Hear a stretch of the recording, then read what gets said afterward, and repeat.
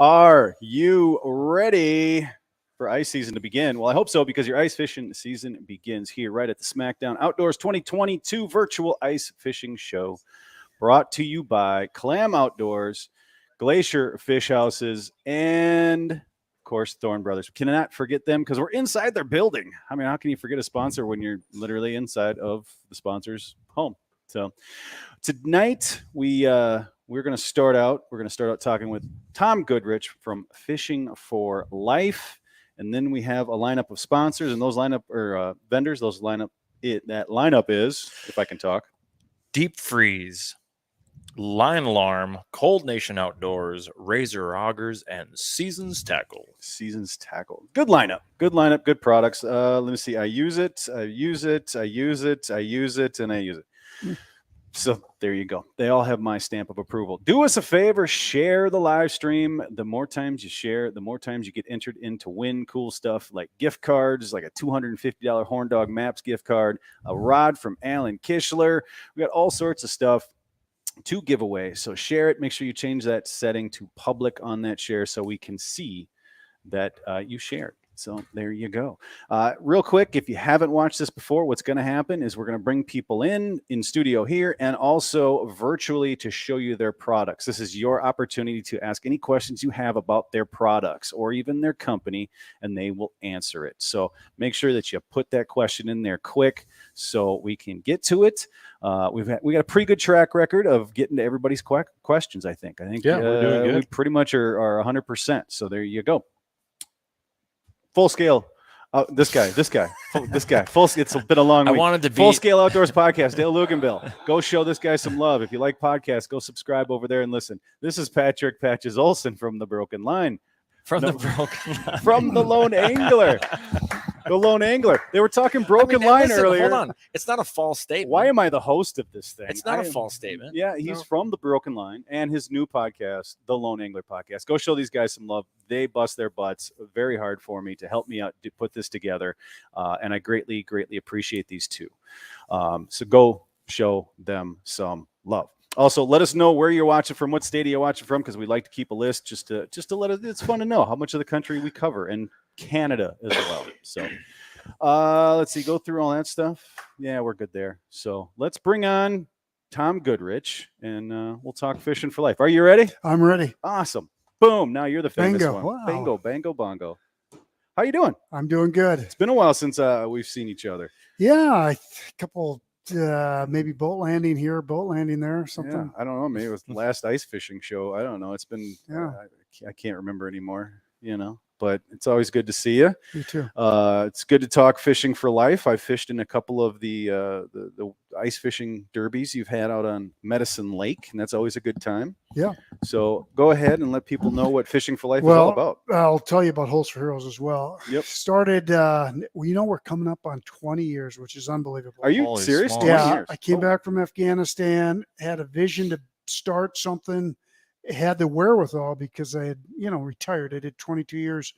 And so we started it, just simple one-day lake events for kids. That was my focus was kids, mostly inner city, urban type, single mom, who moms just say, my kid wants to fish. I don't know what to do. So we've grown since then. Now we're in year 18. We have 8 core programs. So lake events, camps, trout ponds, the reel them in, which is collecting thousands of rods, reels, rebuilding them, distributing them. Yep. You guys might see some of those at the local local stores. They're just big, long tubes. Program is unbelievable. I mean, I think we're the only one in the nation doing it because we're getting calls all the time and emails across the nation. My husband died. What do I do with this stuff? That's pretty much the layout. Yep. But we do a next gen program, which is a mentorship program, military programming, and our men's groups. So that's kind of our 8 core programs. All right. So it's grown. 6 staff. That's quite a nut to crack. Yeah. That's a lot of stuff to do, man. Well, it's 80 events a year, and one event could be a week-long camp or a 3-day trout pond. So we're quite busy, and I drive my guys sometimes to a fault, pretty hard, but I just have a responsibility because we're a donation-based organization, nonprofit. Yep. And I really respect the donor dollars, and Yeah, so don't be humble here. I mean, tell people you want money, you want products, you need help. Sure. Let them know, Yeah. man. Yeah, and we do a very good job of getting the word out, as primarily because we just keep pushing into programming. Yep. The social networking thing is kind of interesting, but that is a good means to guerrilla market. You guys know it better than me. You have to do it, how to get the word out, blah, blah, blah. Oh, So, yeah. Yep. So let's talk about these some of these programs and events you put on. Sure. Let's start out with some that aren't quite as popular, because Holes for Heroes is a pretty big deal. Yeah. I know Okay, that gets okay. around, but what are some of the ones we might not have heard of? We've done 4 disability events, and you know why I did them? Because men came to me and said, Tom, we want to do it. One of the things I'm really good at is harnessing hundreds of volunteers. And I go where the doors open. So about 4 years ago, we started disability nights. So we do Thursday nights on Medicine Lake. You get a sack lunch, you get a boat, and it's normally 2 disabled, and I don't even know if that's the right politically correct term because it's changed 17 times since we started it. But let's just say for disabled kids, we don't want to leave them on the dock. And I had men who said, man, Tom, I love doing this. There's no more grateful person than these disabled, and they are. And so Thursday nights in the summer, we do disabled events, and then we have a big capstone up at Lake Beebe for not only the disabled, but for the family. It's called a respite day. If you understand disabled families, it is work, and those parents need as much of a rest. So those are, we moved into some disability events. We do a total of 5, 4 Thursday nights, and the one big capstone, we call it. So that's a littler known one. Yeah. Our next gen program is a mentorship program. The reason we do that, first of all, it's targeted towards kids who lost their mom or dad due to the military, right? Okay. So we don't want to leave those kids without, and they are desperately in need. And so we have so many men, and then we got some really good men, and we got to vet them. We got to background check them. We got to do all that. And then we got to meet mom. Let's just say husband died. We're meeting a Gold Star mom. Got to win her over. And then she's got to have confidence, and we got to have a right pick of the guide. And anyway, that next gen program is getting those kids out 10 to 15 times a year with a qualified, competent, consistent mentor. So we select a mentor, we make relationship with the family, bring them together. We got 13 pairings as it stands. And often those kids will end up at our camps, but otherwise they're on their own. There could be a sports show, could be the ice show, whatever they do, they got to get them out 10 to 15 times a year. Wow. We created a book on it. We really went into it slow, methodically, and intentionally. So we have a book that records every meeting. We give starter questions. If you're a guide and you got a kid that you're getting to know, it's not easy. Yeah. So we give you starter questions around 3 topics: outdoor topic, a life skill. So we want to pick their brain about how are you doing in school? Are you treating people with respect? And then a spiritual, because we have a spiritual connotation in Fishing for Life. So we don't ignore that either. And we do spiritual questions too. Yeah. So there's a couple of the programs. The Reel 'em In, fascinating program. We started collecting rods and reels, and it blew up. I mean, I have a semi truck filled with rods, reels, and tackle boxes. But as a result of collecting rods, reels, we get 25 boats donated a year because we started there. Now they're junk. Yeah. A lot of them are Still, junk. They're not junk to somebody. They're not junk to somebody. We auction off, I bet you 20 of them as a revenue producer. Yep. And there's 5 of them every year that we feel that's a good enough boat. And, it goes to a vet who's got a family. And also that vet then also does some of our lake events often. Not a requirement, but that's how we handle the 25 boats. The rods and reels, you wouldn't believe the vintage stuff that comes through. I know that I've given away that lure that's worth $10,000 because I didn't know it, but I'm learning. I am learning now. How many wiggle wards has he gone through? Yeah, right. And, originals. Yeah. I'm serious. You wouldn't believe 20 years, the stuff we get. And then our trout ponds are kind of interesting. There was a day where about 8 years ago, I was trying to, have a booth at a sports show, and it was $800. So we ended up, I had a eureka moment, bought my first mobile trout pond. Now I got 4 of them. And those babies, I've had them in New York, Colorado, Washington, all over places. Tom Brady's golf course in New York.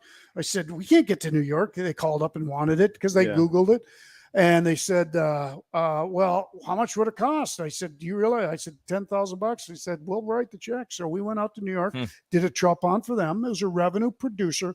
A lot of costs going into something. Oh, God, yeah. But shipping alone. you know what? I got a staff of 6 and I got to keep them busy. And I got to keep the revenue going. And I want to keep them on staff in the winter months. So the trout ponds helped with that too. Yeah. But now we did move into year-round programming because of COVID. We spun out for about 2 months. I was paralyzed, wondering what the heck are we going to do. And I just said, we're going for it. We upped our ante, did more programming, did it year-round, and kids needed it. I'm glad we did. Yeah. How did that? I mean, were you shut down for a period in COVID? Like I said, I was 3 months. I was like paralyzed, as the nation was. Yeah. And I was saying, what are we going to do? Because we were running into the summer, which is our fishing camps. Right. And we just went for it. And the thing that happened was all the camps, the traditional camps, Chaminade, Trout Lake, all those big institutional camps were shut down. And our camps were packed. I mean, so for the first time ever. And we did it. We did it. We had to wear masks. There was some uncomfortable, but probably the primary parents we were catering to were non-mask wearing type, the crowd. And then we went virtual too. So what I did for my lake events, what we do is host about 10 to 15 really big lake events in the summer. Yep. 1-day event, 20, 30 boat guides. What I did instead was I said, kids and parents, sign up for your choice of species: walleye, northern, bass, catfish, panfish. Then I asked my guides, I said, all right, kids are going to sign up. We're going to do a virtual training for 2-3 weeks of how to catch bass, how to rig it up. And then we're going to assign you a guide and you guys just go fishing. So I didn't do the big lake event. I had to coordinate all that, paired off a guide with this parent wants to go with their 2 kids. They went pan fishing after we did. So we kept the train moving by virtual. And then we just peeled off the guides. Wow. Amazing. It was. We're kind of creative, and I just keep thinking on my feet and moving. Yeah. Moving. I mean, do you ever stop? Dude, I don't. I try to talk to you at a sports show, and we get maybe like 2-3 minutes. Are you the same way though? Oh God, yeah. Okay. I have to be, because it's like I got to go somewhere. It pisses people off, I guess, but my mind just runs. I can't help it. Most people don't get and here I am. Like, I thought, okay, he puts on these Holes for Heroes events, and he probably does, a couple, maybe 1 or 2 other things. I've seen like I said, the Reel 'em In thing. I didn't know you had this much stuff going on. Yeah, I know. And it's like I said, 6 staff. That's kind of a big deal. And it's fun. It's fun. Yeah. But you know what I did today? I shrink wrap boats in the fall for a living. 4 of them. I am exhausted. You ever shrink wrap a boat? It's not, it's okay. I've watched people do it. I love it. It's a cash friendly business, but that's what I do in the fall. Just actually not even for monetarily, although it makes good money, but it gives my mind a break. Yeah. It's like, what can go wrong? You're thinking of one thing. Yep. You're not thinking of all that stuff. Yeah. Right. Nope. I get it. So Holes for Heroes. I know that very well. I've been to a couple of those. I think, do you still have more than one of those? Yeah. Okay. So here's what it looks like now. Big one on Medicine, 10 satellite lakes I've got.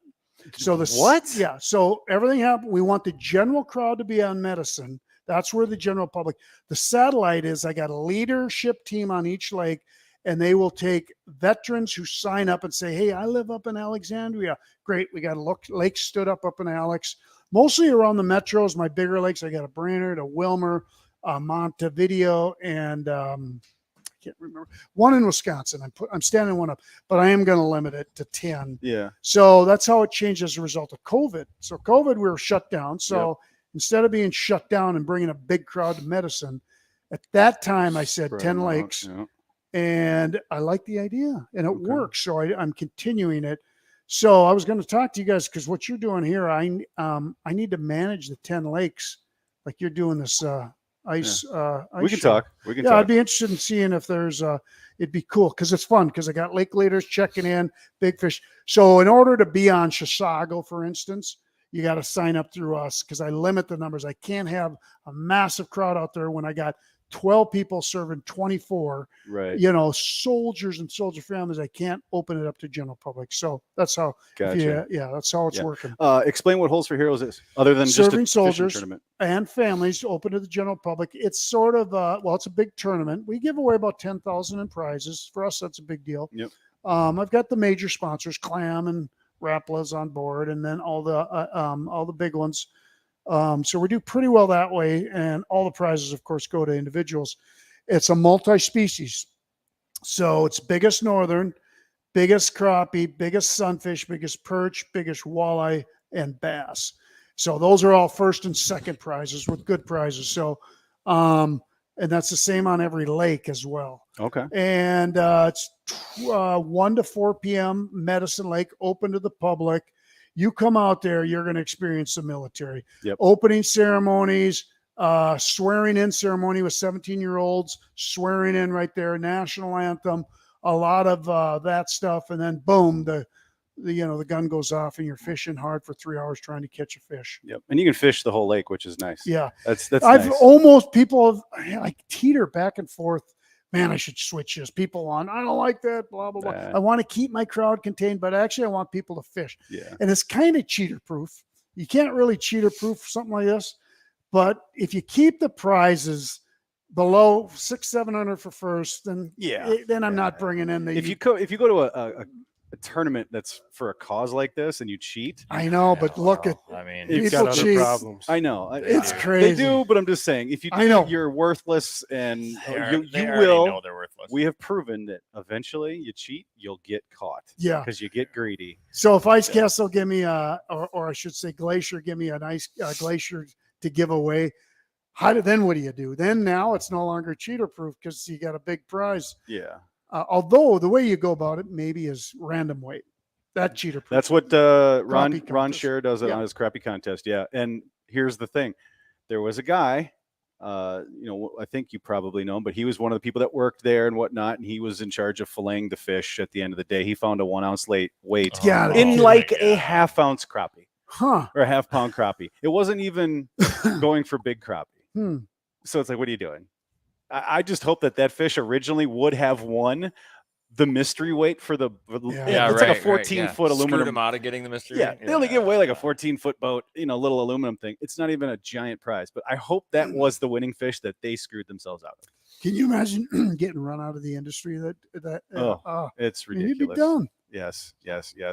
We're talking with Tom Goodrich from Fishing for Life, and I had no idea. I've known this guy for years, and I had no idea everything he's involved in. It's pretty crazy. And thank you for serving. We do appreciate that. And thank you for doing this. I mean, it's wonderful. And the amount of kids that get excited about it and helping all these people, it's good to see. Well, so we've been around 18 years. So I got kids now that are functioning, tax-paying adults. That's the victory right there, right? Uh-huh. Yeah. I mean, these are kids that how it is.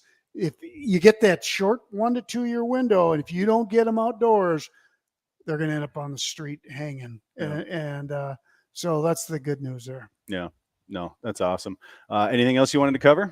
Not really. Appreciate it. We have got, so if there's a father out there, mother out there, no kids or no neighbor kids, that we've got muzzleload camp coming up, just finished pheasant camp, then dark house spearing camp, and then 2 great ice fishing camps. So there's no reason to not sign up. Yeah. We get some pretty good stuff going. Yeah. Give them the website that they go to Sure. get involved in. I'll just say one of the many things that you got going on. fishingforlife.org, and that's fishing fishingforlife.org. Well, some of you guys got equipment to donate. You can drop it off here, Vado's down the road, Joe's Sporting Goods, Cabin Fever. Any one of those locations you can drop stuff. It'll get to us. Yep. Just look for the big, tall blue cylinder full of old rods and reels. When you walk by, you look and you go, what is this? That's where you take your old stuff and drop it off. I got to come up with a better way, by the way. I need big bins. You need bigger ones. Yeah. So I people do. look at it and go, that's not full enough. Let me bring my stuff in there. Yep. 100%. Tom, thank you. We're going to let you go so you can head on your way to go hunting. Duluth. Attaboy. There you go. Nice. Thank you, sir. Thank you. Bye-bye. There you go. Let's see. We've got. Can I flip the cam? I don't know. Can you? You should be able to, Brad. We got Deep Freeze. He's down there getting ready. But in the meantime, yeah, I had no idea he did that many things. And that's one of the reasons I love podcasting and I love doing stuff like this, because you learn a ton about people and organizations and all that good stuff. Alan, if you can let him out whenever he needs to go. We'll wait for Brad to get ready and have him give us a big thumbs up down there, but he's still getting set up. We still got a few minutes to go. But yeah, in the meantime, give us a Glacier fun fact. Thanks, Tom. Glacier fun fact. Yeah. We are one of the few, if not only, manufacturers that has a truss roof system that you can stand on. We have photos of They have old a- crews. They have a roof system you can trust. Yep, you can trust and trust it. We have some photos from old crews where all of us are standing on the roofs. Pretty awesome. Pretty Yeah. awesome stuff. Yeah. I know. She's not gonna cave in on you in heavy Yep. winter. We should cover some of these things. I just kind of let Tom talk, and I was, he was staring at me the whole time, so I didn't go through the comments much. But I wanted to. He's a fast talker. Wanted to talk. So let's go through some things here. Jesse asked, I missed the beginning of this, what event is being talked about. It's Fishing for Life. It's an organization. They've got all sorts of stuff going on. They do some tournaments. They do camps, seminars, guiding stuff. Head over to fishingforlife.org to check that out. And they'll fill you all in on that. Let's see. Dale's talking to somebody about something. Oh, what jackets are brands? Let's see. Jared.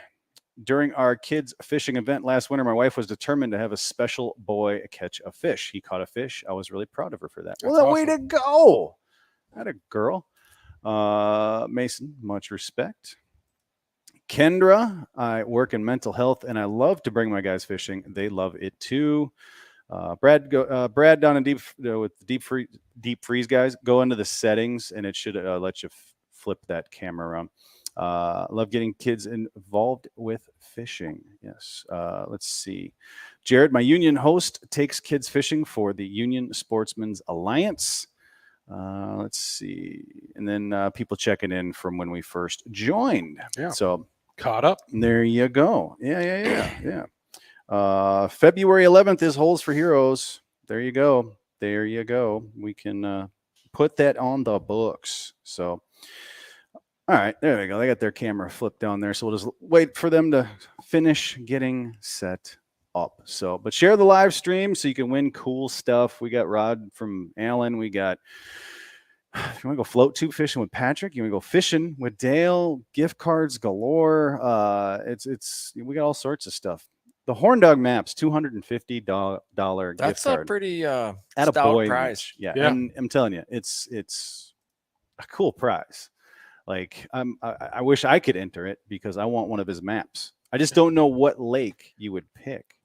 I got a lake. Hey, Bemidji. you want to get some some lakes that are probably good to fish? What lake would you make a Horn Dog map? You already know. Yeah, Pelican. I mean, I only have like a special With the connection amount to of one money I lake. have, I'm going to pick Upper Red Lake. Yeah, there you go. Yeah. $3. But it's in 1-inch increments though. So Yeah, it'd be Still one be a- flat piece of wood. Jeanette won a map last year from them. It's Nice. awesome. What lake? Yeah, what Jeanette? lake did you get? If you don't mind saying it, of course. Well, I mean, he takes them off maps anyway. So you know what? It's Oh, yeah. like It's not a secret. lakes. Yep. I would say even like Mille Lacs that are interesting. Like they don't look Yep. very like they don't look like they have many features, but they have a ton of underwater structures. Those would actually be kind of some of the cooler maps to turn into one of these things. Yeah. If I was to get another one, I'd probably pick something like Cass. Let's see. She got a lake named Dillon, wherever that is. So you don't have to say where it is. Keep people guessing. Make Unless- them find Unless it and work there's for 10-inch bluegills, then you are legally bound to tell us where it is. it. Yes, legally bound 10-inch bluegills. You have to tell us. Just Have remember, to. they're all on Google Maps. Yes. Yes. Yep. All right. Let me see here. What else we got to talk about? Anything? Yes, no. So, well, hey, if you've been watching the whole show so far, we've seen a lot of stuff. What do you guys like jacked to get? What are you going to buy from the show here that you've seen? Like, what's your Yeah, that's a favorite? good What's question. your best in show so far? There. What's the best in show?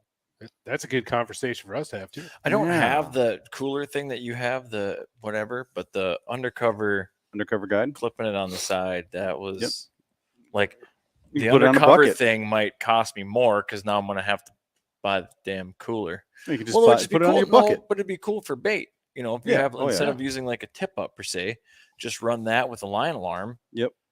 Your bait's right there. You don't have to jack with nothing. Everything's like right at the hole that you're doing all that. And you want to move to another hole, you literally pick the hole works up and set it down. You're not fumbling with a bunch of different stuff. That would be cool. Yep.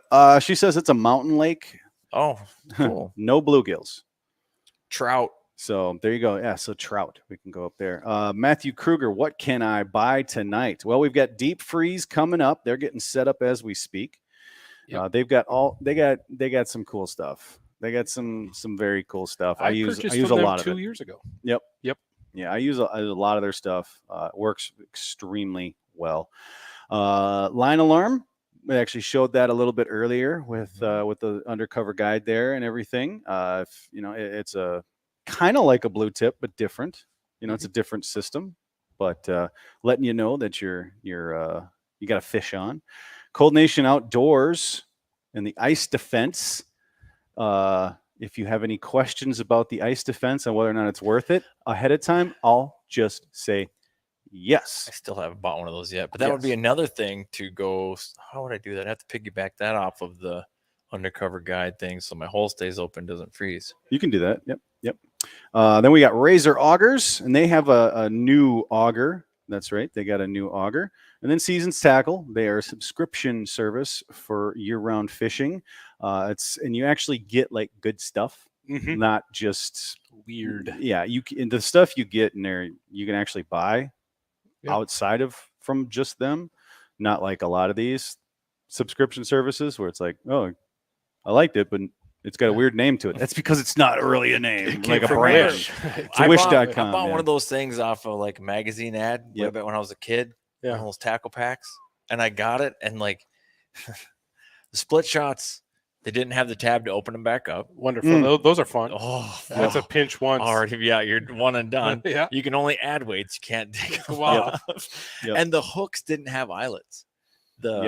It was flattened, so you had to tie. You had to like smell it. Yeah. I didn't know how to smell it. Jason Hanley. Whatever it was. Jason Hanley. I just bought the amped battery and the cold snap toothpick holder. There you go. Nice. Jesse says Green Lake would be an interesting one. That one would be one by Wilmer. Yeah, same thing. Like surface area, like satellite image doesn't look that fancy, but apparently that's where the tied green sunfish just was tied at. Oh, the record? Yep. I believe it. There's some giant panfish. Yeah, that's what the article said was Green Lake there in Candy, Ohio. Candy, Ohio. Yeah, county. Yep. Well, if Brad and them are down there and they're ready, they can give me a big thumbs up and we'll bring them on in. See if you can hear now. It looks like their head's chopped off. It squeezes it down there in the little preview thing. Yeah. I gotcha. Yeah. We'll see. I don't know. Yeah, are they frozen? I don't see any thumbs looks up frozen. Yet. It looks frozen. Wave. Move. Oh, yeah. It just frozen. Switch. There. Oh, okay. Well, we'll try it out. Let's see what we're bringing you in. So we'll figure it out. That was not me. Okay. Nothing. We can hear you. Can't see you. What happened? This is boom. My recent painting, my painting of we'll Black leave Bear, it there, and when Black they come Bear in, at midnight. No visual. No visual. There we go. Hey, there we go. But if you guys are frozen, if you guys are set on normal data, switch it to Wi-Fi. See if that works, or vice versa. Are we good? I can hear you. I can't. We can see you, but you're not moving. It's like stop motion. Okay, hold on. You 1 second. Yep. Don't worry. This happens. It happens. I'm sure it'll happen again. No, we're on Wi-Fi. Maybe I should just go switch normal to data though and see what happens. Yes, sir. Do that. Okay. So you folks at home want to put on a virtual show. Yeah. I can do this. This yeah. looks easy. Yeah, we've had all sorts of problems here on our end as well. Today's been good though. We switched out the laptop. You just said that out kicked loud. Yeah. I can't Well, believe I'm you sure did once that. it switched the internet, that split second kicks him out. So he'll be back in there anyway. I think if I was to do a lake, I would want to do something very. Can I fish in your water bottle? No, you can't fish in my water bottle. I would want to do a lake that. What's the one that's like really known for burbot? That's just super structure everywhere. Winnebagosh?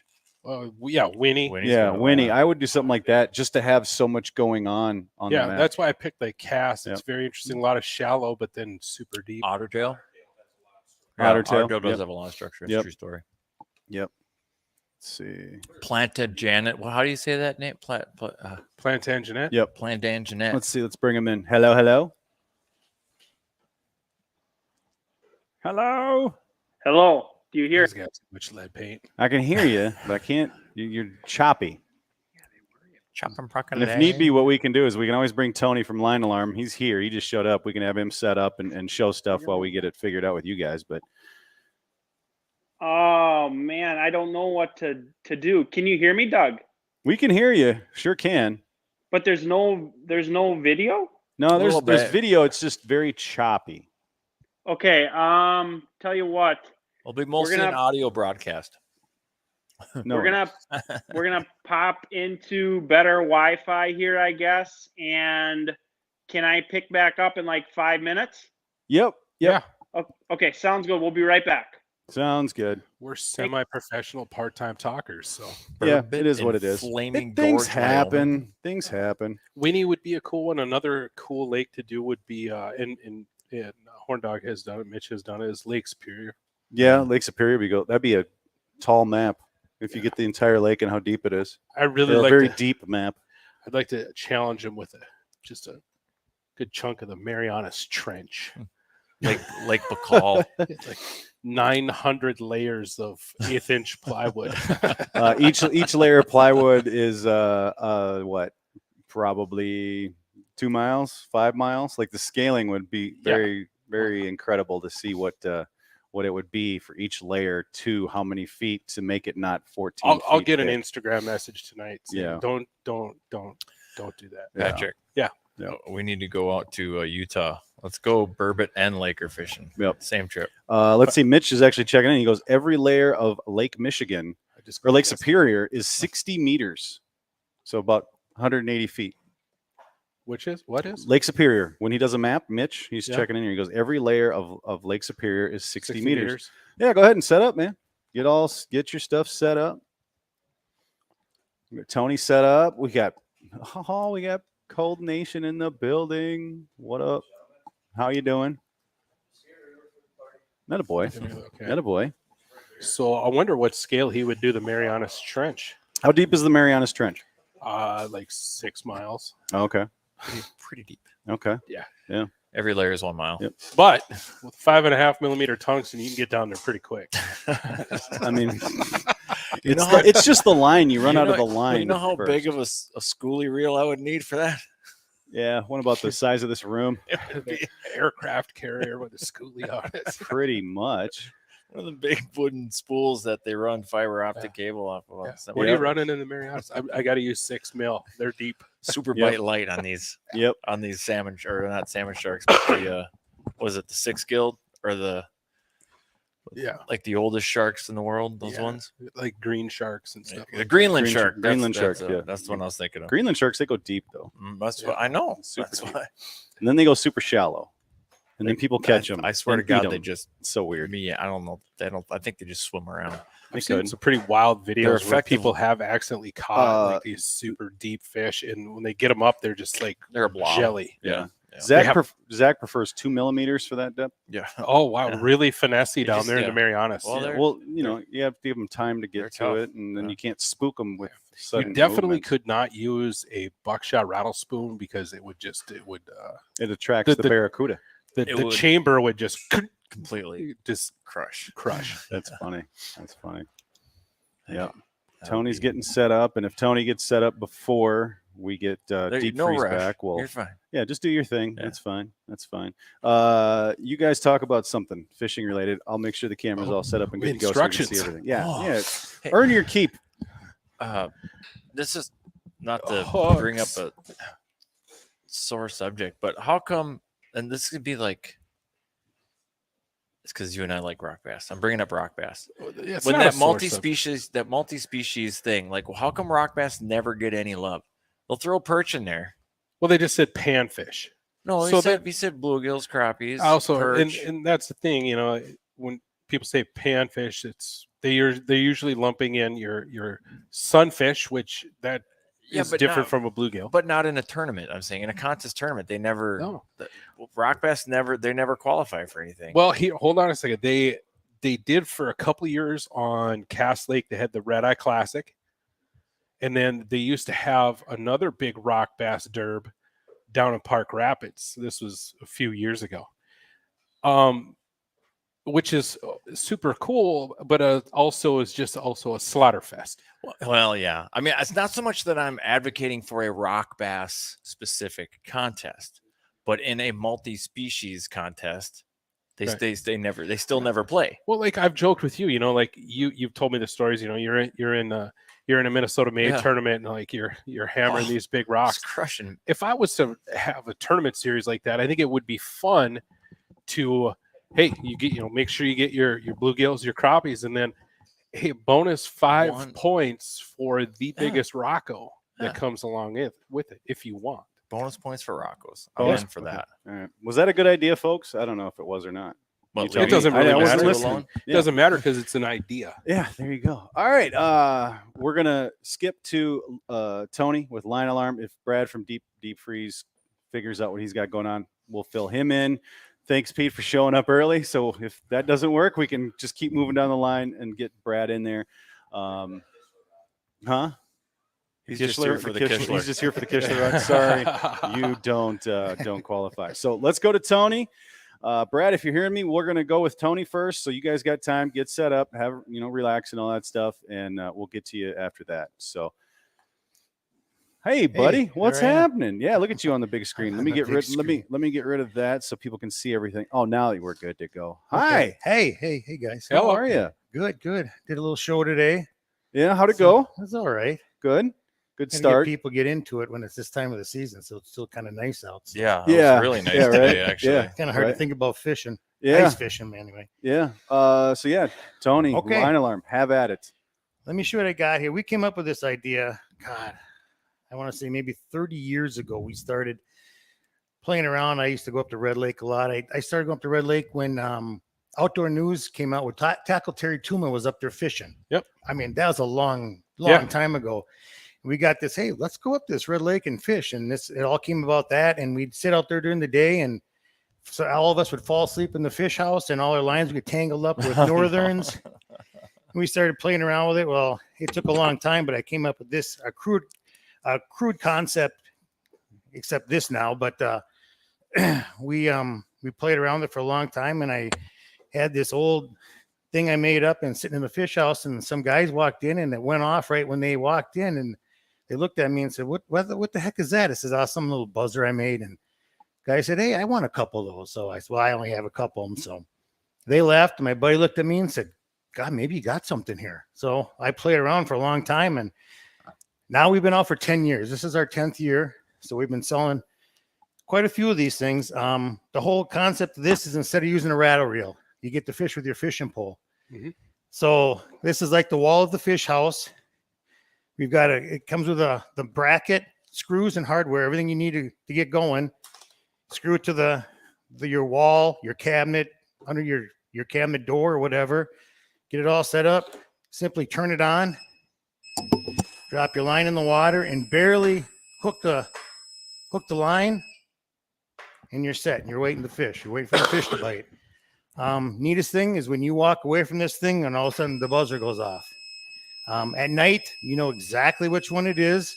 You can hear it. It's 80 decibels. So inside a house, it's pretty loud. Oh yeah, A lot of- it's loud at the St. Paul ice fishing Yeah. show. Like we joked about earlier. I'm like, oh yeah, that's a line alarm going off over there. people tell me it's annoying, but I said, well, if it's saying a lullaby, you never get out of bed to go get it. So Right. you gotta have the noise. Yeah, which is funny because you used to have one. I think you could record a message or something. Yes, Yeah. So you could have one that sings you a lullaby. Yeah, I know. I should bring that one back. People have asked about it. Yeah.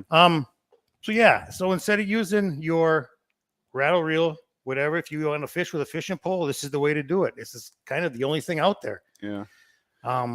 Yeah, and you got all the different colors there and this and that. And I mean, you've upgraded the thing. You added the bracket there. Yeah, this, that. and the First other. year we just used Velcro. Yep. Then I happened to have Ice Castle get a hold of me one day, and they wanted to buy a whole bunch of them. I'm thinking, well, I don't know how I'm going to come up with this. Like, how am I going to do this? And yeah, I ended up getting a mold made, and then we made the holder for it. And from then on, it's just kind of taken off. So Ice Castle was kind of the Ice Castle group was kind of the ones that got me. got me going in this. Yeah.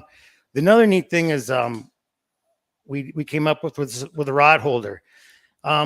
In a fish house, there's not a lot of room on the floor. So my whole idea is I want everything against the wall. It's at least to knock into, to trip onto, to break a fishing pole. So everything is close to the wall. So we came up with this magnetic rod holder, which is held to the wall with an earth tone magnet. There's 33 pounds of force to get that off of there. And the nice thing about it's all stainless steel, aluminum sides. You can have the pole going this way, take the screws out, flip flop it, and it can go this way. So it can go either way you need it to. The earth tone magnet, you screw right to the cabinet, and basically just snaps in place, and you're ready to go. Summertime, you decide to use your trailer for camping, you just take it off, throw it in the drawer, and it's out of the way. Nice. So that's the thing we came up with a couple of years ago. We've sold a ton of them. I guess people really like them. Yeah. Well, instead of having one that comes way out, and hanging It's out this still way in and the that way. way, you end up running into rods, all the time walking through houses. So have it there and, what a low profile is what it is. Yeah. The other thing going back to the buzzers is the whole top of this. This is a stainless steel arm. I call it the line alarm switch. Again, it's a bright LED light, 80 decibel buzzer. All it is 2 little AAA batteries. So when they go bad, just take them out, throw them away, put some new ones in, screw it back together, and it's waterproof. So if you drop in the water, you just pick it up, wipe it off your pant leg, and you're back to fishing. How long does the battery last? Now I'm going to tell you how long they last. If you catch a lot of fish, you're going to go through a battery. Okay. But I mean, I've used some of them. The ones I've got in here aren't a high quality battery. It's just a battery to get you started. I mean, I've used them in the shows for 2 years. But if you catch a lot of fish, you're going to probably burn the batteries. But it's only on for like maybe 5-10 seconds at a time. So you've had those batteries that you were doing shows with those batteries? These are brand new because I got the new 10-year logo on them. So these are all brand new. Okay. Brand new. But I mean, they last They'll cast a couple of years. time. But I mean, they're 2 little AAA, so they're not going to break you. Right. Well, everybody asks, well, how long does a battery last? Yeah, I know, they ask anything with a battery. How long does it last? I get that too. Again, they float, so you don't have to worry about it. I throw this in the water at the shows. This is a brand new one now. I just got rid of the one I had.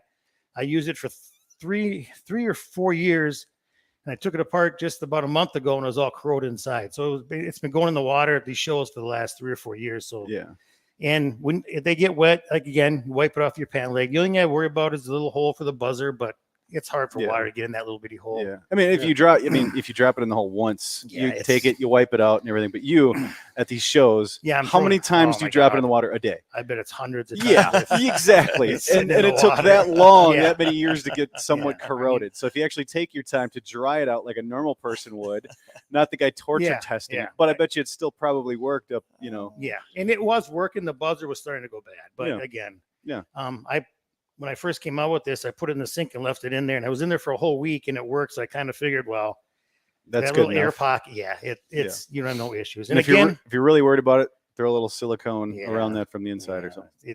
You'll be fine. You'll be fine. Yep. Again, we have all these new colors. I think we came out with them last year. Nice. So we've got a little more to choose from. Otherwise, this is about it. So the versatility of that thing is cool too, because you can use it in your wheelhouse. You can throw it on a bucket. You can throw it on an undercover guide. You can throw it on a tip up. You can throw it. I mean, anything that's dead sticked. If you can think of it. iFish Pro, you could use it on that. Anything that's dead sticked, you can attach that bracket to, and you're good to go. I was told by one professional, I tried to get him to use it, and he says, it's a good idea, but when I set that dead stick up and I hook that up to it and I start drilling holes and looking around, the buzzer goes off. All the people I'm fishing against know where the fish are biting. So, That's fair. but I mean, That's fair. people use it for everything. I got a guy that uses it in a factory off a conveyor belt by his office where the conveyor belt makes a sharp turn with the product and it gets all jammed up. Well, he's got this sitting in his office with a fishing line attached to it. When it goes off, then he knows that the conveyor belt is jamming up. So he shuts it off. I mean, there's Hey, security. yeah. Security. The kids, you don't want the kids to open the window at night and take off. There you go. Yeah. You want to keep Beer the fridge in the garage. Yeah. Now we're thinking. But we're But thinking. this isn't a Bluetooth, so it just works. This is just simple for Well, us it's dummies loud. that don't know Right. how to Loud. work this stuff. Yeah. Thing makes noise. Check line. That's all we Right. need sometimes. That's all we need sometimes. Just no, simple. it's been a blast doing this. It's fun meeting all the customers and hanging out at these shows. I mean, I go to the shows. I don't fish anymore, so you haul the wheelhouse out there, and I told everybody I went to the ICOG last year and drilled a hole, dropped a fish in the minnow down there in the line or whatever, and I did the show, and Sunday morning I picked it up, took the same minnow off, threw it away, and I was done. I'm not fishing. I'm just I didn't doing get stuff. yeah. So Yeah. How much are they? they're $29. They list for $29.99. You can find them everywhere from $27 to $29. Yeah. Oh, Okay. wow. The rod holders. Well, that's a whole nother thing. The price, I haven't got my new order yet, but the price are probably going up. I think they're online right now for $24.99. I'm sure they're going to have to go up a few. Dude, that's not bad for a rod holder. No. Have you seen Yeah. prices of some of that junk out there? I mean, no disrespect to people, but there's some junky rod holders that are way more expensive. And that's why I came up with this. I played with everything. I tried everything. And The next version, if you build the next version, you gotta have a bottle opener on that thing. yeah, There you go. That Uh-huh. would be an idea. Travis Foss, would those line alarms mount on one of the clam hub brackets? The clams have the new snapping thing. Oh, sure. I don't know. I don't Yeah, even know. You know what? We're fishermen. You We could probably figure could. that out. I real mean, quick. the way you screw that receiver to the wall, you're just gonna have to screw that to the thing that pops into Yeah. the clam Yeah. holder. Menard sells that wire, that wrapped plastic wire that you run your extension cord around. You see it at the ends of the racks at Menards. Oh, yeah. Wire loom. Yep. Wire loom. tie or something like that. Wire loom. Yeah, Yep. there's and I got a guy that used that. He uses that to wrap it up. Yeah. So I mean, a magnet. Well, I guess you can't because that's aluminum, so that wouldn't work. Velcro works on everything. Yeah. So, You just need Yeah. one of the plates that goes into the receiver. You just have to attach that Yep. mounting plate to that, and then it clicks in and out. Yeah. but for the dead stick, this is the deal to use because then Yeah. you have to keep looking over at it. You can Yeah. jig all day long and just let that thing go. And you can just leave it on the wall. I mean, it's once again low profile, and just leave it there, and you're not going to run into it. You can hide them in all sorts of spots. You know, like Alan, those two holes you got up front, you could have they kind of are right up against that front bunk, and there's that lip. You could put them right in there, and good to go. I wish you guys could check the sensitivity because there's nothing there. When you Oh, set it's- this up, yeah, there's nothing there to Yeah. hold it. We were catching little bitty perch on Red Lake. Yeah. But you couple can of- kind of set the Yeah, sensitivity. you can. How far underneath that connection you put it. Yeah. So, no. And you always use a bobber, so you don't have to worry about the minnow taking it down. Yeah. With this product, you got to have a bobber. Yep. No, I've known you for a while, and I was like, hey, dude, Yeah. you need to come and show this. You Get come- get you come- it out there. You're That's always really bugging cool. me at the shows. I come by and say hi. Yeah. You know, I mean, I come by and that's the thing with the shows. You know, I mean, we see each other once a year, Yeah. but I come up. He's always friendly. He's a super nice guy. At the shows, I don't know what he's like in real life. But I try. it's like me. Hey, everybody, I'm great. But no, yeah, I appreciate it, man. Yeah, this Yeah. is cool.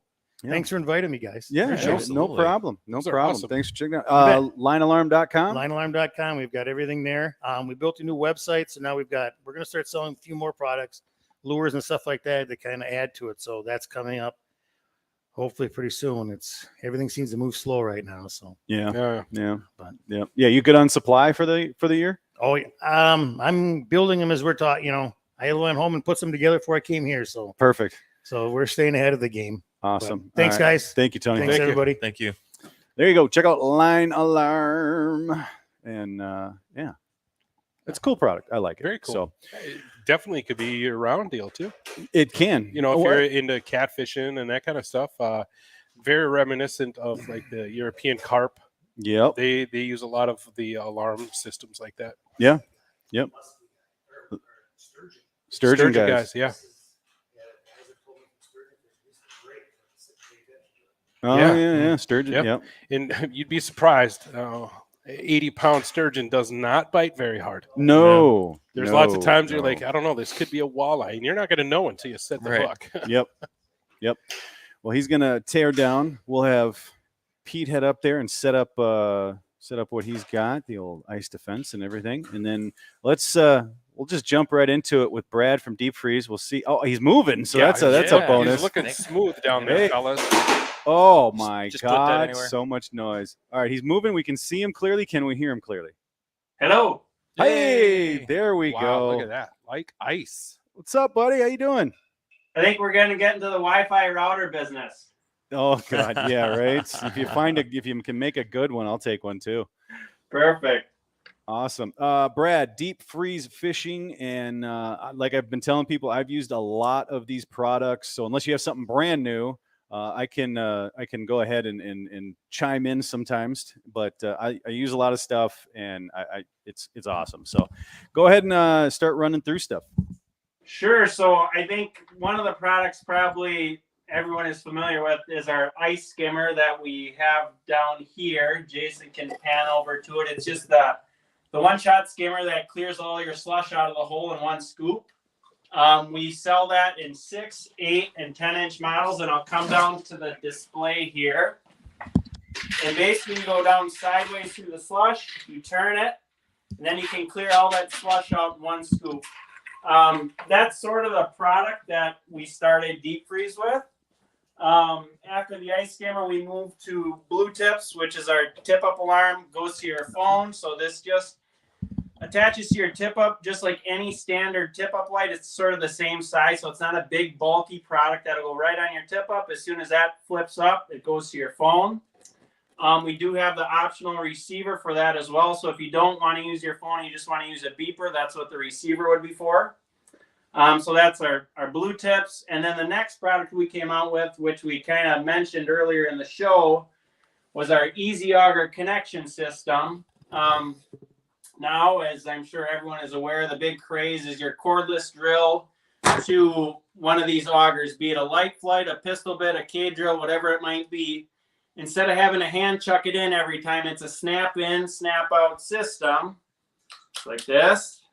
Then you'd snap it out. So there's no hand chucking at all, no making sure that it's square in your drill.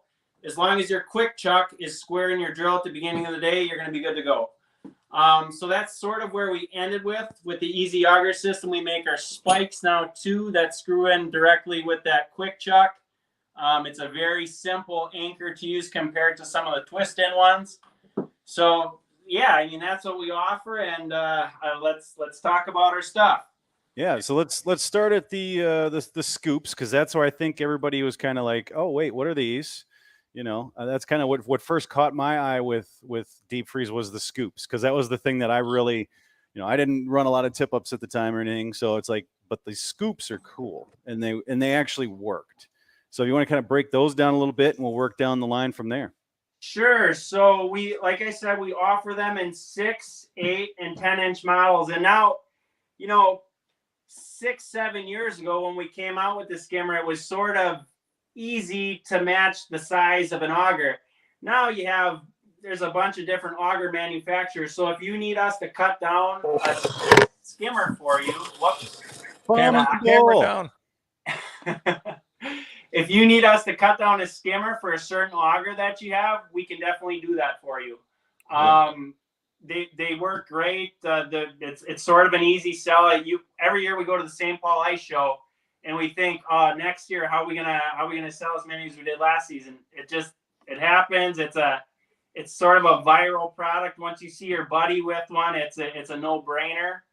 And one thing I do want to mention, Jiffy, another ice fishing company everyone is familiar with, they're actually selling this very similar style ice skimmer this year, and we're in an agreement with them. There's some stuff on social media that happened earlier a little bit, but we are partnering with Jiffy now, or they're partnering with us, however you want to say it. So they will be selling the one-shot skimmer as well. They might call it something different, but it's going to look very similar to what we sell. So all is good there. No worries. Nice. Now, are there, just so people know, I think is it the 8-inch and the Ion X you might have to shave it a little bit. Correct. And that, honestly, that is one thing we could get better at, is we should probably have a library on our website with the specific auger make, model. Does it fit? Doesn't it fit? But that's honestly where we could get good customer feedback. Just say, hey, this is my specific auger make, model, year. I shaved it down an 1/8 inch and it worked perfect. So that would be very helpful. But as Doug mentioned, it's an easy fix. It's a plastic scoop. It's very durable, but as far as machining it or shaving it down, we can easily do that. So it's a very easy fix for us on our end. Yeah, we've got Utah Mike is asking, how can I order a 7.5? Actually, that one we do have as a specific listing on the website. That would be a 7.5 K drill. I'm assuming he's probably got a K drill. So that one is listed there. Just deepfreezefishing.com. Go to the ice skimmer, and you should see the 7.5 inch K drill. Yeah, and if anybody's wondering, like, oh yeah, blah blah blah, they don't, why would I buy this when I can buy, the big slushy thing, or slush inhaler or whatever, something else, or I can make one at home. These things, they're lightweight, they don't take up a whole lot of space, and they seriously work. Like, you just drill the hole. Don't even worry about pulling out slush or flushing slush. Even with the reverse on drills, you stick this thing down there and just slowly bring it up, and you'll watch the water run out of that ice, and you pick up a big cylinder of ice. And maybe one more time if you're messy the first time, but typically once, and you can start fishing right away. And it's great. Everybody I know that has one absolutely loves it. And the other thing too, you mentioned like the cylinder of ice. In a permanent house, people wonder, like, is it gonna just slop off when you pull it up? No, I mean, when you pull it up like that, it's like the top of a snow cone. It keeps its form. You could dump it into a 5-gallon bucket. We just flip it out our door. So it's not like it just falls off when you pick it up. Yeah, no, it just creates a big snowball, basically. a big snow cone. Yeah. Yep. Keith's asking about the durability. I've had mine. I have a 6, 8, a 10, and I have had the 10, and this is how long I've had it. I bought it the first year that when I bought my Jiffy Propane. Okay. And that was the second year that the Jiffy Propane came out. So I don't know when that auger came out. It's been a while, 6, 7 years, something like that. And I throw it in my tub, I throw it in the truck, I throw it around. I'm not. It's built well. There's not many parts that can fail on it. Correct. The plastic is made well. It's durable for sure. So yeah, I use the 6 now when I use my Razr. I use the 8 when I use my Ion, and I've never had a problem with that product. And we do sell replacement plates as well for $5. Otherwise, if it's on deep freeze, you'll be getting a new one to your door free of charge. So there's no worry there. Yeah, if you break it, I want to know how you broke it. Seriously. Yeah. Got to be an accident of some kind. Yeah, seriously, like you dropped it out of a plane maybe and bent it. I don't know, but no, they're super durable, Keith. Do not worry about it. Just don't abuse it. Actually, there's a funny story. I had a lady who emailed me and said my ice skimmer showed up and it was damaged, and I said, really? We've never really had that complaint. I said, can you send a couple pictures? She did, and the metal uprights were completely bent at like a 90-degree angle. It got stuck in a UPS conveyor belt. Oh, Jesus. Thanks, UPS. You needed a line alarm to tell them that that conveyor belt was jammed up. Yeah, that's right. Yeah. All right. So, yeah, no, I back that 100%. Let's move on to the old blue tips right in front of you. Have they improved from like 1,000 bazillion yards, or is it the same as last year? So honestly, the range this year is the same. However, the main difference is we completely went through the mobile app, and that's rebuilt from the ground up. So Google Play Store, Apple Store, that's going to be available in probably about 2 to 3 weeks. And honestly, as far as I'm concerned, that's just as good as a hardware update is. I mean, you need the mobile app to back it up. Yeah. Really, since we built the Blue Tips mobile app, what you keep doing and what people see on their phone with any app is even these major $1 million companies come out with patches, right? You don't completely rebuild the app all the time. Well, that's essentially what we've been doing for 5 or 6 years now. And it was the right time this year to just rebuild it. So that's what we're doing. Android especially, you're going to see a much quicker response on your phone. iPhone's always been a little bit easier to work with, but that one's being rebuilt as well. Yep. So really, that's the main difference on the Blue Tip side. Now that might sound a little bit boring to people, but as the builder of the product, like it's going to make a big difference. It's more reliable. And when you're talking about an alarm system, reliability is key, obviously. So. Oh yeah. Josh is saying can't wait for the Apple update. So yeah, Perfect. I mean, it's technology, and software is software, and you have to fix bugs and this and that. And sometimes I mean, you think, if you're somebody who's been like, this app just doesn't work right, I don't like it, I wish they'd fix it. Well, they're working on it, and trust me, they probably, no matter the company, probably are more upset about it than you are. Yeah. And the other thing too, like, 99% of the problems I hear about on Monday morning could be solved on Thursday night. So that's one thing I urge to our customers is, hey, do a dry run before you get out to the lake. And that's with any of your equipment, really. Yeah. Make sure you got it working as it should be. And if you have any questions, get a hold of me. I'll sort it out in 5 minutes, and your experience is going to be much better that weekend. Yep, 100%. Can the batteries be replaced in the Blue Tip? I can't remember.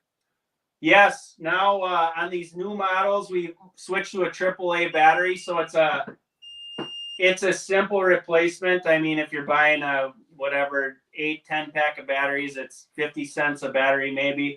We used to use a smaller coin cell lithium, but we just like the beefier power behind a AAA. Yep. No, yeah, and it's easy to replace. You can find them more often too. Yeah, you can get them at the gas station. And Yep, stuff. Yeah. exactly. Yeah.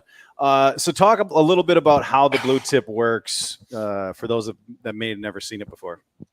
Sure. So if you're a tip up guy, I mean, everybody's used to the old Freybill lights, 10, 15 years ago, whatever. So that's what we kind of mimicked it off of. It's the same shape of it. We wanted something that easily snapped on your flag, and it wasn't bulky. There wasn't a whole lot of pieces involved. So we wanted a bright light out of it, which we have in the Blue Tips, but we wanted something, other than just a visual. So 10 years ago, around when we came up with the idea, obviously smartphones were coming into play. So that was our thought, was to have it go to a phone. So that's essentially what it does is when your flag goes up, it sends a message to your phone. You can name your transmitters differently. So when you leave your shack door, your portable or permanent, wherever you might be in, you're going to know exactly what tip up is up. We have a fish log in the app as well. So at the end of the day, you will know which tip up went up the most, which can be helpful for the next day. You can set different tones for your tip ups. You can do all sorts of stuff in there. And actually this device here, our Blue Tips receiver, the additional piece that you don't need, but you can add it if you'd like to add range, or if you're just not comfortable using your phone. This receiver now will report ambient temperature and its battery life to your phone every 15 minutes, which essentially, it's not only giving you that info, but it's also telling you that you're still online with it. It's alive, which is a good thing to know. So we introduced that last year, but again, this season we're just cleaning it up. It's gonna work better, and yeah, we're excited for that. So it came out as a tip-up alarm, but since then we've added rod adapters, so you can attach it to a rod if it's on a tip down. We have adapters for the automatic fisherman, the jaw jacker. And if you have anything you want to use it on, because a lot of us come up with our own unique products, give us a call, shoot us an email, and we'll be happy to help you out to come up with a solution for you. So when your device gets hit, you get an alarm on your phone. Yep. So if a guy's in a fish house, okay, because the range is whatever it is, but how far, if you're in a fish house, will you be able to put this thing so you still get that notification on your phone? Sure. So out of a permanent, we usually recommend the receiver because obviously you're dealing with some sort of aluminum wall there likely. Yep. If you get strategic with it, you could position your phone inside a window or something like that. And that's even maybe the first time out, you're like, I don't want to get into the receiver yet. So you just experiment with the phone, trying to keep as clear line of sight as you can to the tip ups. If you find that you don't have that range, then you get into the receiver. And the receiver in that case, you'd position outside.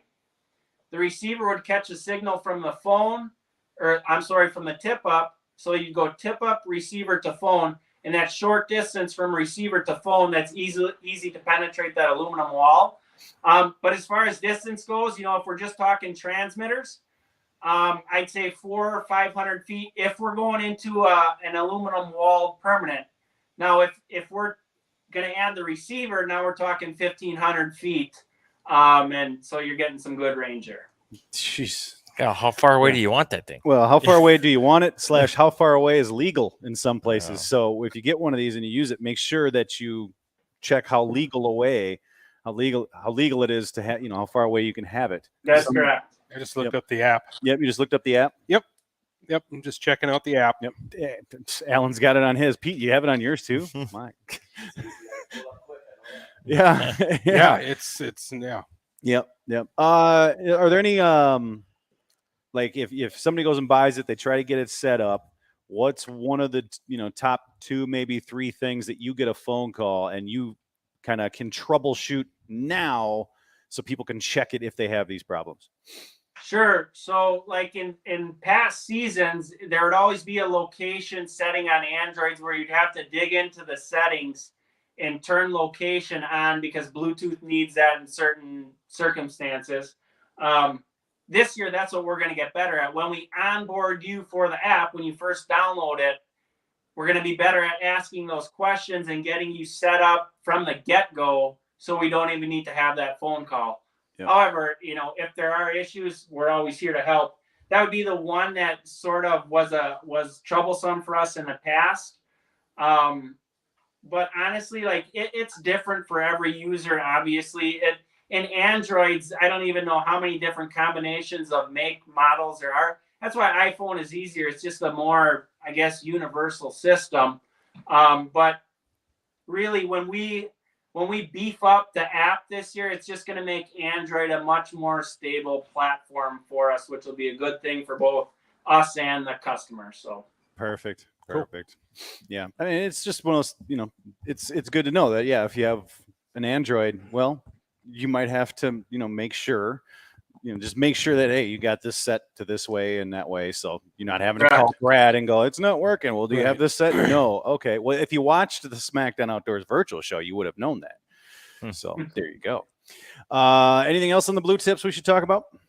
No, I mean, they've been selling like crazy. We've been, obviously, I'm sure everyone's aware of the chip shortage. So we were just as susceptible to that as anyone else.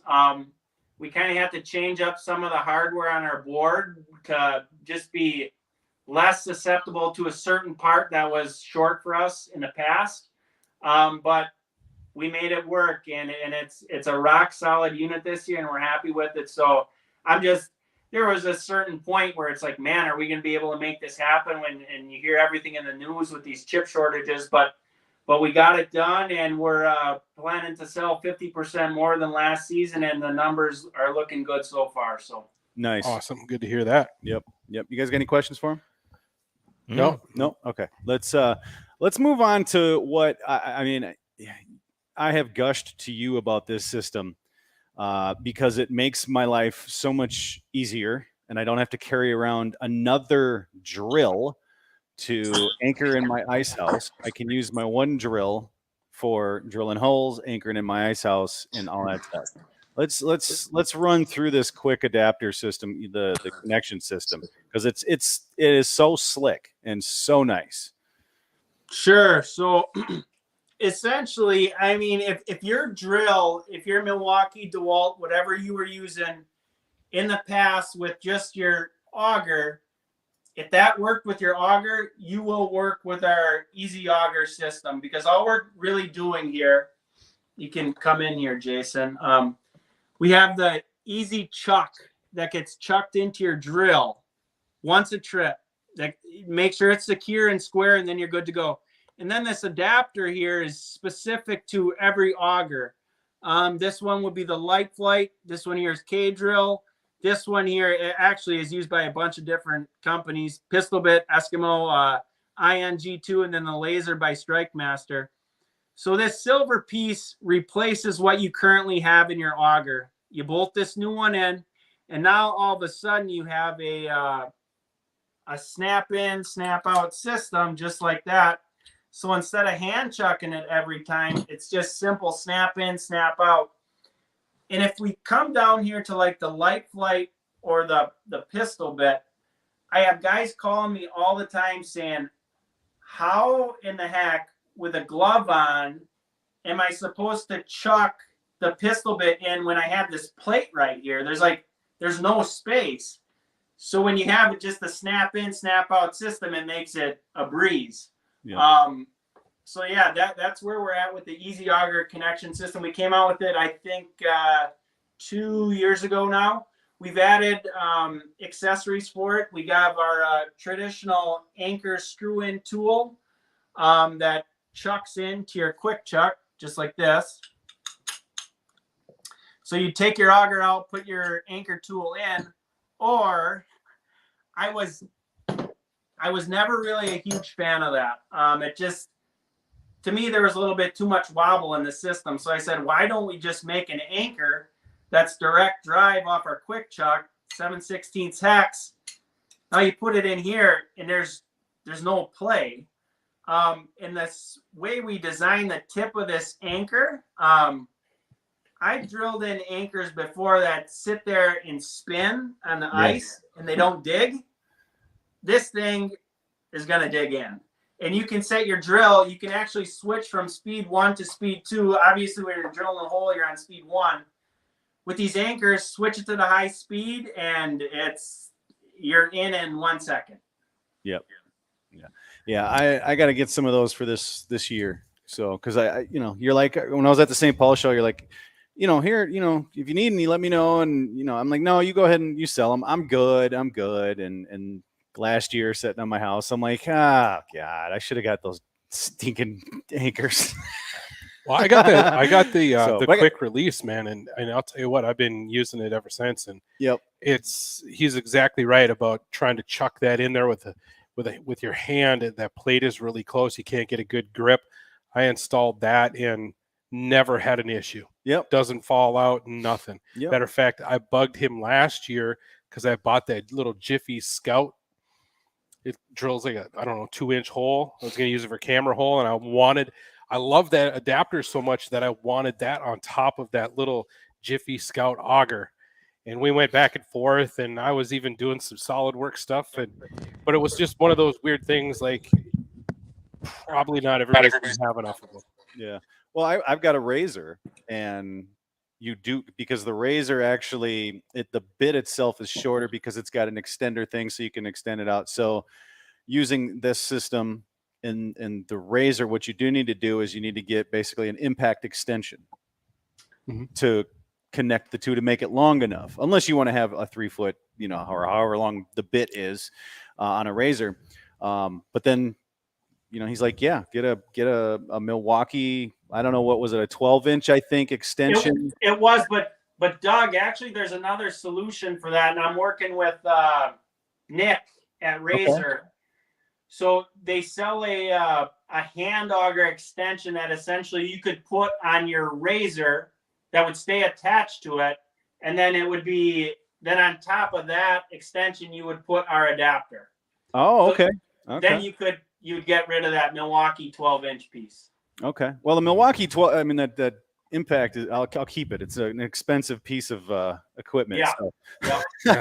Yeah. But it's good to know. Here's the thing. Once again, we've got a company that is looking for solution or finding problems and coming up with solutions, Solutions. and working with another company to help each other work together so people buy more of each. Other stuff. So Yeah, absolutely. no, love it. Yep. No, I that's a great system. I absolutely love it. It's just so easy just to go. I don't have to carry that second drill around for my anchors that I had. I had a second drill just for that, and now I don't have to. I can just use one. The other nice part about it too is I can quickly disconnect that drill, keep it inside the portable with me so that it stays warm. Yeah. Instead of having that all put together and trying to put that into a one man, I could break it down super fast. Yep. I can keep the drill warm so it's going to operate at its peak performance. Yep. So I actually we do have more to add with that Easy Auger system. So I won't show it yet, but I'll kind of just lead through it. So yesterday I was watching, you had Clam on and Matt Johnson, and you came to the clam plate. So a clam plate guy right now is, I don't personally use the product, but we had a lot of guys writing in saying, hey, do you sell this system for the clam plate? And we never did, because if you think about the clam plate, you got your drill attached to the plate, and then you go through their system, and we come and we terminate with a male. So it's not like I can put a quick chuck there. Yeah. So what we did was we came out with this clam plate adapter. So now, if you're a clam plate guy, really in the past, if we start from the bottom up, let's say you're running a pistol bit. Your pistol bit was attached to the clam plate stud. Then you came up through the plate to your drill. What is easy to disconnect there? Nothing. It's literally all one piece, unless you're going to pull your drill off the clam plate, which that's kind of a pain because there's thumb screws and you don't want to have to readjust that next time. Or you're going to have to take out the bolt that attached the clam plate to your auger. So really, in my opinion, it was all one piece. So now what we have is this right here. The quick chuck is on the bottom of the clam plate adapter, and I'll just pull up the clam plate right here with my Milwaukee. So now all you would do is you got your clam plate with your drill right here with our adapter and the quick chuck. Come over it, and we snap right on. So there we are. Now and the other cool thing about that too is now you don't need a separate drill for anchors. You can come and put our easy anchor directly in it. Otherwise, you could put on your twist and anchor tool, and there you go. Yeah.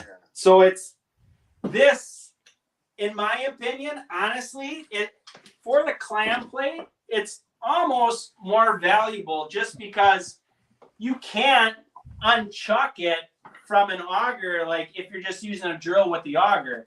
With the clam plate, it is all.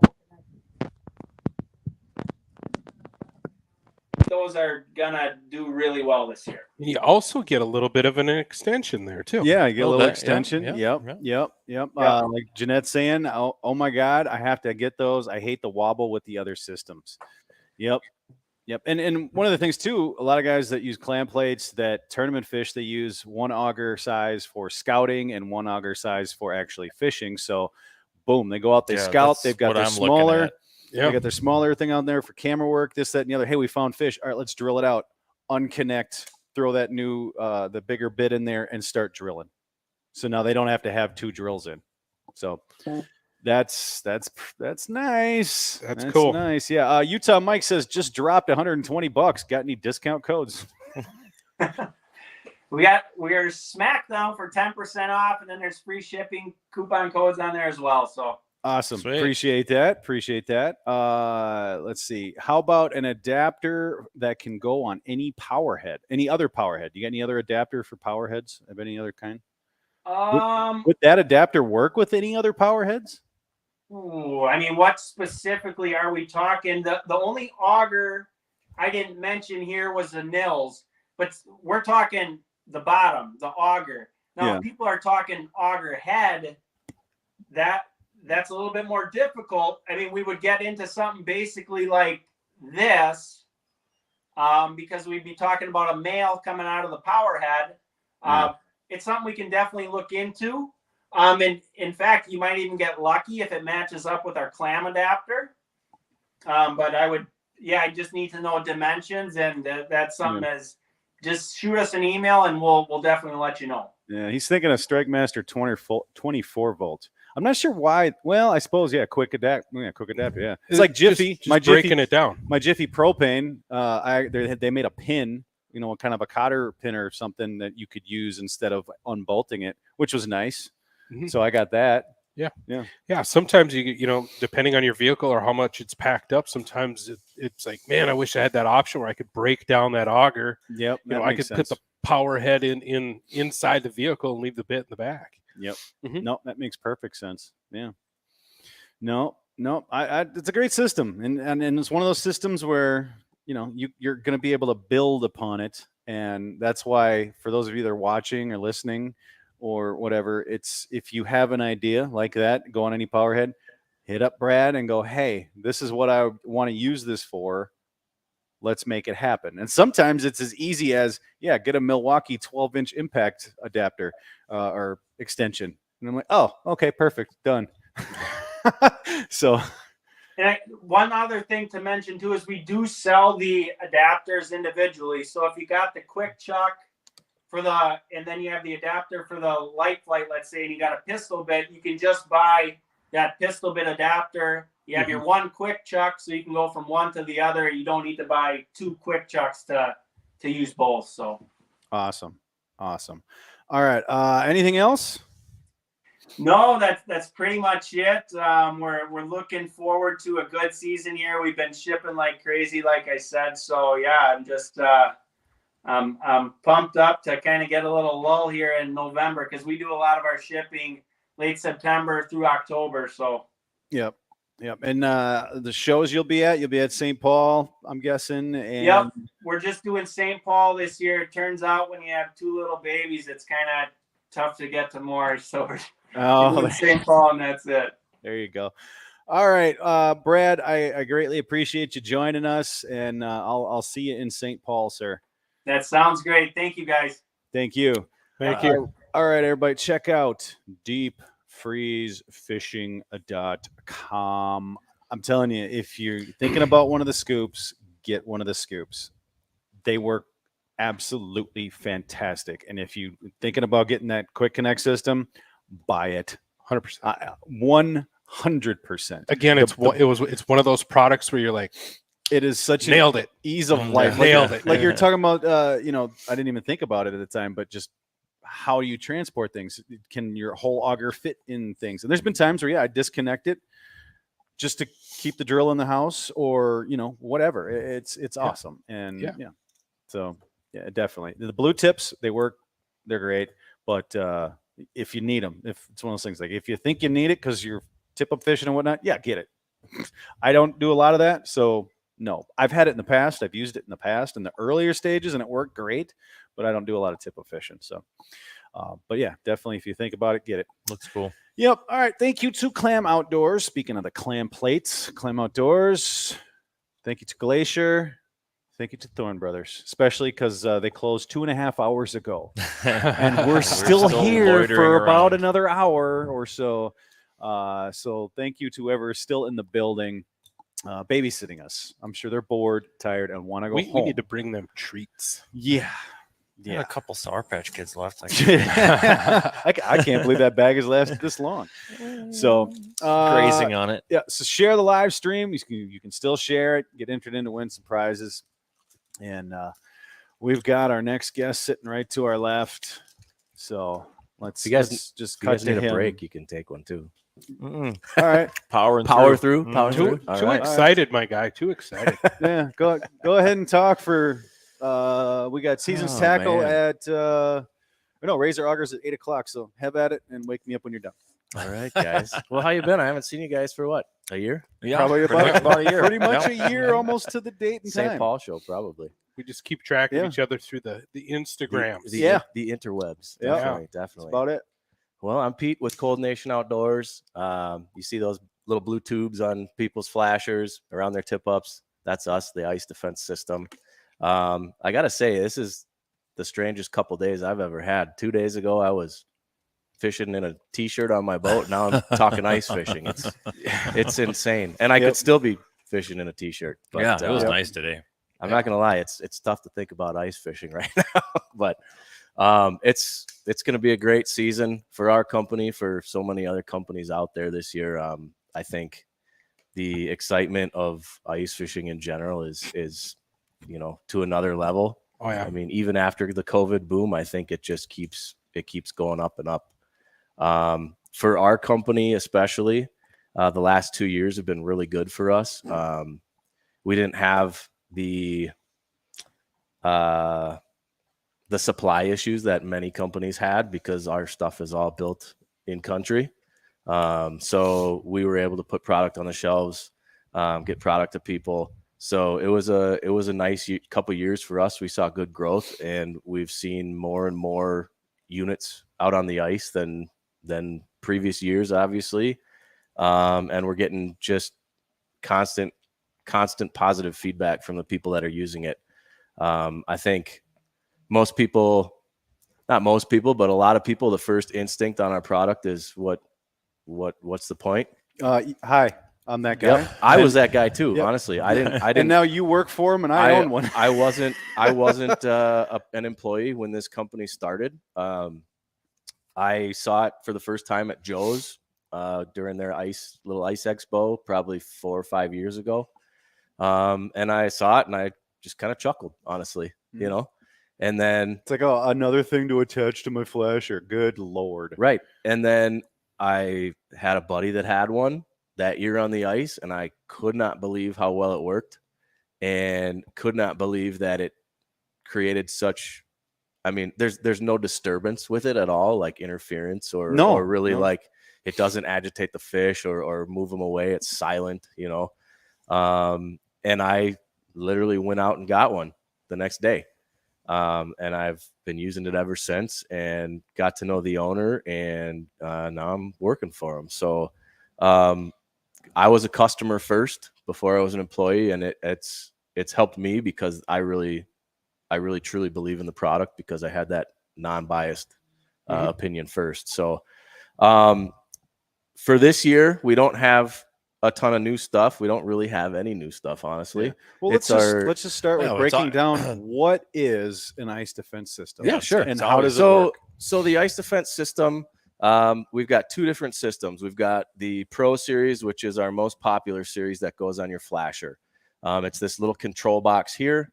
It mounts to any brand sonar system. So Vexilar, Humminbird, obviously. This is my personal unit. Markham, even LiveScope. We've got a clip coming for LiveScope users that'll mount to the transducer pole, if you will, call that. Nice. Because we've had that. We've had people asking for that for a year or two now. And basically what it does is this tube here connects to your transducer cable, and we've got this little clip here that you can see that attaches it to that transducer cable. This tube sits at about surface level. You've actually got a visible line here on the tube, and you just put that right at the water level. And what it does is it brings there's actually 2 or 3 degree warmer water deeper in your ice hole, and it sucks the water in at the bottom and then brings it up and redistributes it at the top, so right at surface level. So a lot of people get us confused for bubblers or air stones, and this is actual like thermodynamics. Yep. Mm-hmm. It's using that warmer water to actually melt the ice. We're not just pushing around ice like a bubbler would. Yes, it's using a little bit of surface tension, a little bit of friction on the surface, but it's actually warming up that surface, that water surface, to a higher temp than the ice. So it's melting your auger slush. It's keeping your hole open. It's melting any snow that blows in or that you bump in when you're getting into your ice shack or walk into a new hole. It also has a control knob on the power box. So you can right when you pop a hole, turn it on full blast. It'll melt your auger slush. I'd say 80% of your auger slush in about 5 minutes. Mhm. So pop that in that first hole that you're really wanting to fish, go drill your other holes. And by the time you get back, 2-3 minutes later, most of that hole will be clear. I know you guys got a good video talking about the aerators and stuff. Was it James that did that? Yep, James Holes from In Depth. Yeah, drilled 2 holes, had an ice defense in one, and a bubbler stone. Correct. Because I still hear it today. Today Correct. it's like, oh, an aerator, and it does the same thing. No, it doesn't. Right. And an aerator will keep a small hole about half dollar size open on a cold day. But all that's really doing is pushing the ice away from where those bubbles are coming up. And so you'll get that ring that forms around and kind of slowly creeps in. The ice defense will leave your hole, the entire hole, clear of ice. And that's down to about negative 25 degrees. We actually have we have multiple guys in Canada, but one guy that's up in northern Manitoba. And he sent us a picture last year where he had, I believe he was in negative 30-degree weather. And he took a picture of his hole and his ice defense unit after about 4 hours of fishing in that. And I'd say maybe of an 8-inch hole, the outer inch of that hole had some ice on it. And then the top of his ice unit and his ice defense unit and his cables were just caked in ice. Mm-hmm. I mean, you could just tell how cold it was, and he was still out there fishing. I don't know why, but he was he was able to be out there fishing still. Yeah. And that's the whole point of our product. So we're keeping you guys out fishing longer, and just the ease of fishing without ice in your hole. It keeps your lines from getting frozen to a certain extent because you're not picking up you're not grabbing that extra ice, especially if you use braid. You can get that ice buildup on your line. You're not worrying about affecting your cadence or your jigging stroke when you're doing your cadence and there's a little bit of ice in your hole to catch on or anything like that. So it's super beneficial. And I was talking about it earlier. We get people that come up to us in the shows and they just say, this is the dumbest idea we've ever seen. Oh, they haven't used it yet. That's exactly. Why. And I tell you guys every year, and I tell customers every year that those same guys are the ones that we see the next year and they're buying our product. Yeah. It's just a fantastic product because it works. We spent about 10 years designing this product. It wasn't something where, we field tested it for one season and brought it to market. It took years of trial and error. And a lot of factors go into that. Electronics and water don't play nice together, as with cold temperatures, extreme cold temperatures. So, and we're still working through issues that we have on our current models now. And that comes down to being your own biggest critic and listening to your customers. We have a warranty for the product. We don't use it often, but it's customer service is what we strive ourselves on. Yep. We're in Minnesota. We're a Minnesota company. So if you do have to send it in for some reason, we'll get it back out to you in a matter of days. Yep. So, and we don't have a lot of claims. It's something we strive for, but getting back to how difficult it is to make a product like this work where you can depend on it daily. Yep. It was a big ordeal, and we're super proud of what it's become. Yeah. Well, I mean, you're dealing with super almost frozen water. Correct. And plastic. Mm-hmm. Yep. So I'm guessing it's not just the normal plastic. Yeah, and the reason I bring they that get up, banged around. It's, Yep. It's cold outside. They throw them around. Hit them, whatever. Yep. And mine hasn't cracked. Yeah. I don't know anybody else's that cracked. The reason I bring that up is we take our customers' feedback seriously, and every year we're improving this product. It might not look like it on the outside, but every year something's new in there to make it less breakable, to make it more corrosion resistant.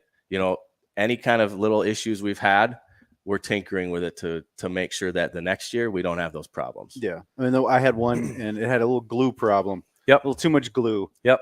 And you're like, yep, we've got it. We know it. You guys sent me another one. I think I got it 2 days later. Yep. You know. Yep. So I mean, Yeah. you guys take I mean, we're care of people. We're ice nerds, and I bought mine. Yeah, by the way. yeah. So we're ice nerds to the nth degree, just like everybody out there. Yep. So we're always tinkering. We want to be on the ice. We want you guys to be out on the ice, and that's what we're always trying to do. So that's the Pro Series. The Classic Series is right here, and this was geared more towards set lines and tip ups, and it's the same thing as the Pro Series, only it's connected to the control box is basically connected to the tube that goes in the ice. So you can set it, as you can see on the table as an example, you can set it right on the edge of the ice hole and just leave it. Connects to a Vexilar battery. We've actually got a lithium battery that we're bringing in that I'll show in a little bit that you can also use with this. Plugs right into our power cord. But one thing I want to highlight this year is everybody sees them on flashers. Not a lot of people see them in use with set lines and tip ups. Right. Even though people are using them, you just don't see them because either with this model, the tip up's kind of sitting over it, or you're not staring at other people's flashers. That's not a sexy thing to look, or tip ups. That's not a sexy thing to look at. You're always looking at somebody's flasher setup, right? Yep.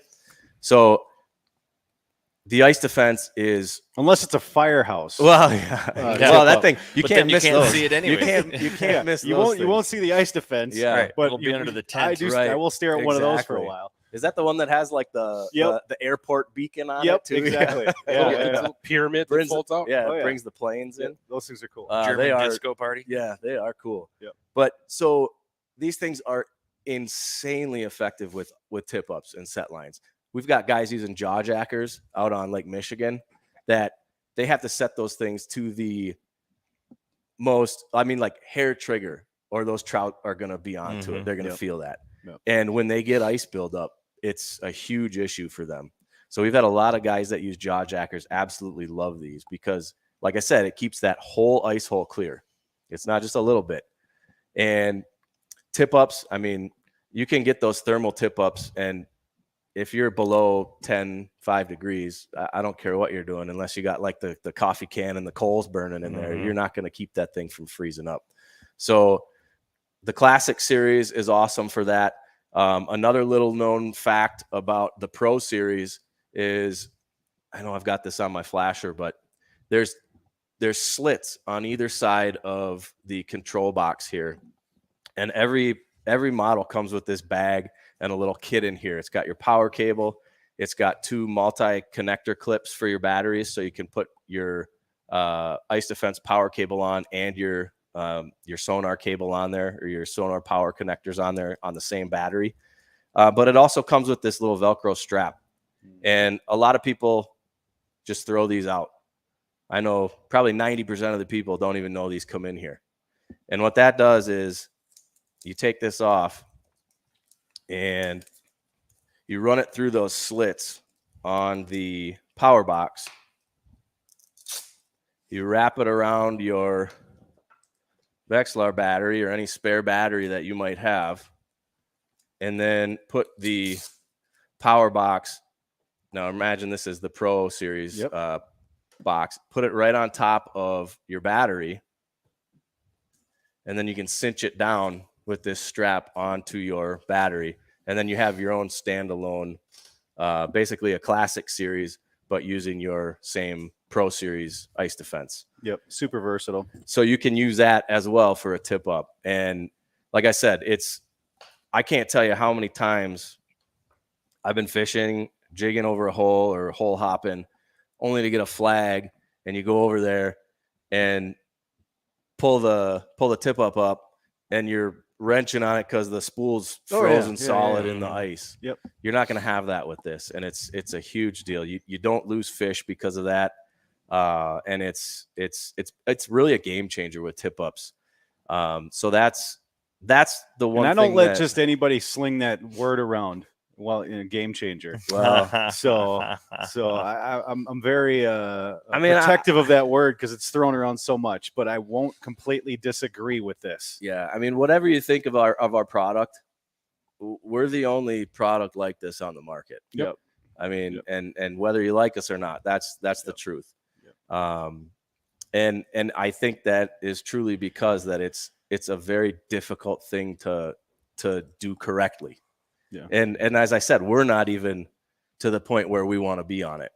We're constantly fixing and tinkering and improving it. So we're super humbled by that, and we're super proud of the product. But the effectiveness that it has compared to other things that keep your hole open is really impressive, and we're just thrilled with it. Yeah, I think part of it too is when they see somebody on TV using something, especially a gadget.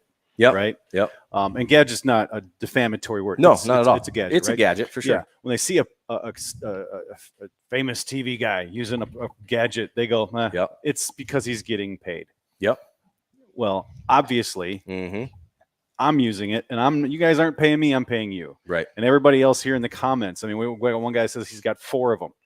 You know, yeah. I haven't even been paying attention. I should. Yeah, I should be looking at I have that. 4 of these, and they're awesome. Cold Nations is a great company.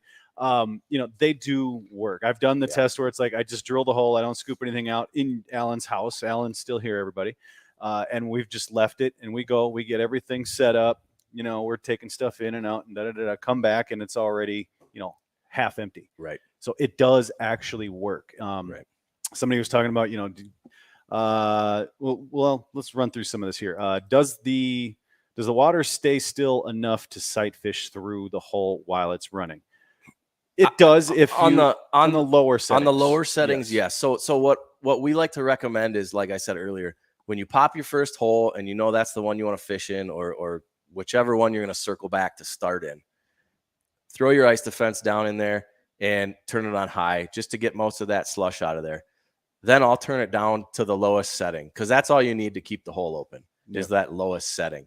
And there's gonna be some water disturbance on there, but it's not gonna be much. You'll still be able to see through it. I think you'll still be able to sight fish through it, but there will be some disturbance on the water. A little bit, yeah. Like tight liners, guys that tight line fish. Yeah. You can still see your line going up and down and work that. Yep. Another thing is, just before we get into some more questions, because I'm sure it'll come up, it draws little to no power. So it's about 3 milliamps per hour. Here we go. Would these be viable to leave in a wheelhouse to keep open all day for, at a day? I have mine constantly running. Yep. And I've got mine hooked up to either my Vexilar or my Hummingbird. Correct. And we're running that thing, and there is no draw. Right. I have not noticed any difference in length of me being able to run my units. Yep. So with our testing, if you run it on your typical 12-volt battery, if you just run the ice defense, say you're just running it with a tip up, it'll go for about 3 days. Yeah. Mm-hmm. So there's hardly any draw. We've got spear fishermen that love using it, and they keep it in their spear house overnight, so they don't have to recut their holes or chisel out their holes in the next morning. We got wheelhouse guys, and that's another thing I want to talk about. We really got into the wheelhouse market last year, which sounds crazy, and it sounded crazy to us. We never thought we'd be in the wheelhouse market at all, or appealing to guys with wheelhouses. But guys that don't want to, let me guess, open up their holes when they come back in 4 or 5 days. Well, there's that. And then there's also what we learned from a lot of wheelhouse users is you can keep most of your holes open, but there seems to always be that one hole. The one that I'm freezes up, fishing in Alan's house. Right? I Exactly. swear to, this is not a joke. This is not a joke. It's always that front one hole. Right. And we had no idea. And that's why we didn't even market to wheelhouse users, because we're like, well, they're in a wheelhouse. They can keep it. They got a thermostat basically, right? You're like, you're not. Yeah, gonna it's need 70 to keep a degrees in hole here, open. except for in the front corner under the bed where it's just blocked enough. Exactly. It's not getting that air. It seems like you'd think no matter how much banking you do or how sealed up everything is, it seems like there's always that one hole that they cannot keep open. Always. And I was on Mille Lacs a couple of years ago with a buddy in his permanent, and we had one that kept freezing up, and he's doing the rubbing alcohol trick and pouring that down, and it keeps it open for a little while, and then you get slush, and then it turns to about 3 inches of ice instead of 3 inches of slush. And so hang on, I got something for you, and hooked it up, had it running the whole night, no problems. Had a couple other buddies come over, and he caught a really big walleye, and some other guys in the area heard the yelling, and they came over and knocked on the door, and we let him in. And he was like, "Hey, what is that thing in your hole?" Yeah. And I told them about it, and like I had a couple extra in my car, and they bought them right away because they had holes that were still frozen. So we took that and kind of ran with it. And one of our newer products is our 110 adapter. So 110 volt adapter. And this is mostly for the wheelhouse Alan's guys. jaw just hit the floor. Yep. So if you have a 110 volt outlet in your wheelhouse, which some do, I don't think all of them do, but some do, you can plug this in, and it plugs right into the power cord on your ice defense, either the Pro or the Classic, and you can run it right to your hole and keep that hole open. We've got a 4-foot extension cable as well, so you can extend that cable out if you need to, Alan. And we also have buy a one for every hole now. He just got his wallet out. yeah. We also have Shut up and take my money. we also have a 12 volt power adapter too. So if you have cigarette lighters or the lighter ports, Those are in a lot of houses. Yep, you can plug it into that as well.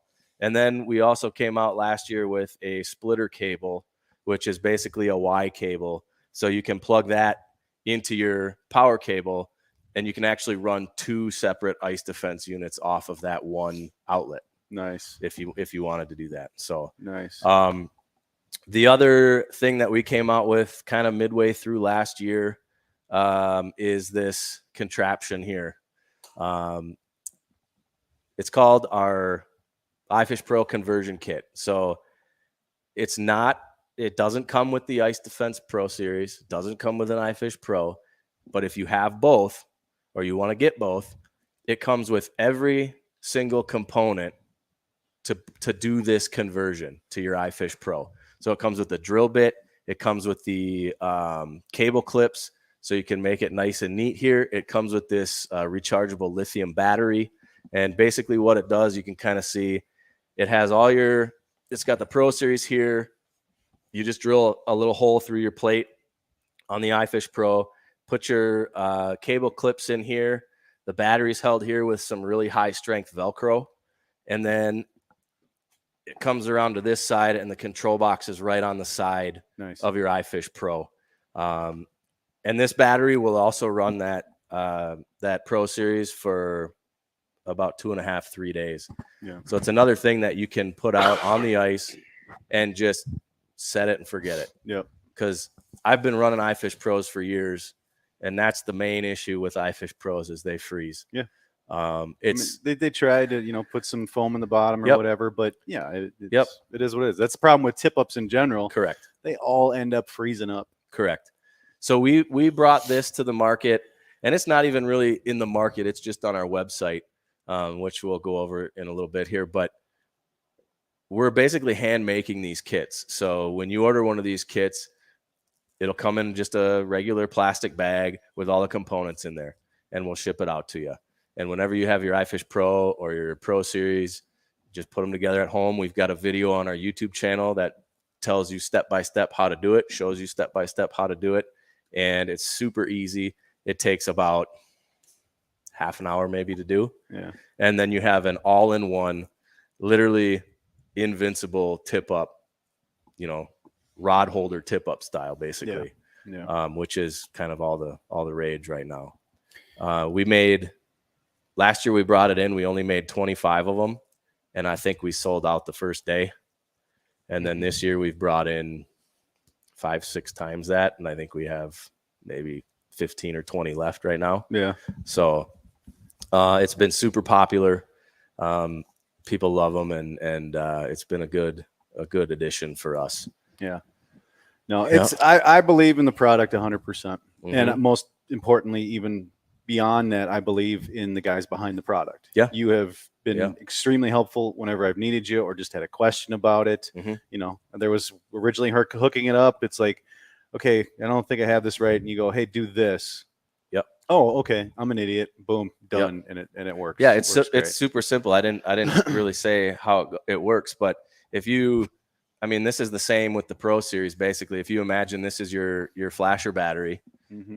you just plug the power cord from your ice defense into this power adapter here that comes with this. Everything comes in the kit, and you plug it right to the positive, negative terminals of your battery. And if you're using it on your flasher with the Pro Series, we've got little clips that you slide over your terminals that give you two ports to access, so you can plug in your Vexlar or whatever brand you're using, as well as the ice defense power cables. So and super easy. I think, when you held that up, I was like, my problem is you're like, hey, check the fuse. The fuse wasn't quite in there all the way. Yep. Because you're like, did you do this right? I'm like, yeah, it's Right. simple. And he's like, well, we'll check the Exactly. fuse, make sure that's good. And I pushed it down, and I go, oh, it clicked finally, and it's then a it started damn turning fuse. on. Yeah. Right. So Right. I felt like a moron, but you're there to help. Yeah. And we've got our website, our info email that you can always shoot us an email. Our phone number's on there. So if you have questions, just shoot us an email, call the number, or check out our social media, Cold Nation Outdoors, on Instagram, Facebook. And we're always there. I'm the guy that answers all the messages on there. So you'll talk to me.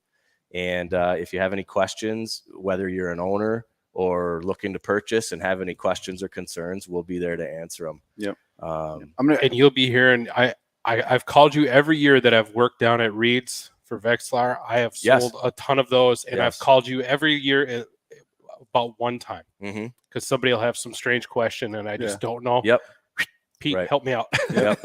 And the ice shows are great for us. We're in some of our retailers that our biggest retailers we kind of piggyback in their booths. So Joe's, Reed's, and Marine General typically are where we're at. And we'll have our big acrylic tanks that we set up. So it's a little easier to tell what our product does at those shows, but I didn't know how much time I'd have to set up or take down in here. Yeah. So we didn't need a bunch of water in here and big tanks. I talked to the guys and I said, we need like a 12-inch one that I can put on a table and it'd be better. Yep. But it's been an awesome product. We don't get negative feedback, which is the coolest part about this. I think, whether you have your doubts about the product, talk to somebody that owns one, because they will be honest with you. And if they don't like it, for whatever reason, it might just be a preference thing. Maybe they'll tell you they don't like it, but I can guarantee you 99% of the owners of our product will tell you how impressed that they've been with it. You've got a whole bunch of people in here right now. Just read the comments. I was going to say that. They're Exactly. like, read the comments. One thing to buy this year, this is the one to buy. Yeah. Right. Yeah. I mean, I'm buying a second one because I was tired of switching it from my Vexlar to my Hummingbird. Right. Exactly. So I'm like, I need to get a second one. And I can't tell you how many people have bought an Ice Defense Pro Series just so that they could make their iFish Pro the conversion kit like this. So, and what I probably need to do is get the classic. So when I'm in somebody's wheelhouse for that second, tip up, or I would whatever actually or dead stick we got. This is another thing we learned by being with the wheelhouse guys. They like the Pro Series better because the cable is longer. Oh, so okay. That's why just put this on the floor because it won't reach the water. True. So that's another. Well, either thing way, I'll have to get another Pro Series. Oh no. Right. So yeah. But like I said, we don't have a whole lot new this year. Really, it's just kind of internal components that are new that you won't notice. Next year is going to be big for us. We get a lot of questions on like, what is Cold Nation Outdoors? I don't understand. Are you Ice Defense? I keep bugging you. Are you Ice Defense or are you Cold Nation Outdoors? And the reason we did that is because we didn't want to limit us to just Ice Defense. Yep. Because the vision that we've had is we've always wanted to have more products that aren't Ice Defense related even. And next year you will start to see that. Yeah. I ask him almost every time I talk to him, like, so what new you got coming out? Come on. We've got he hints here and there. He's like, don't worry, I got something for you. I can say I couldn't get permission to talk about them. I tried. Yeah. But boss man said no, not yet. But I can say with pretty good certainty we'll probably have 2 or 3 new products out next year. Cool. We've been field testing them last year. We're going to be field testing them again this year.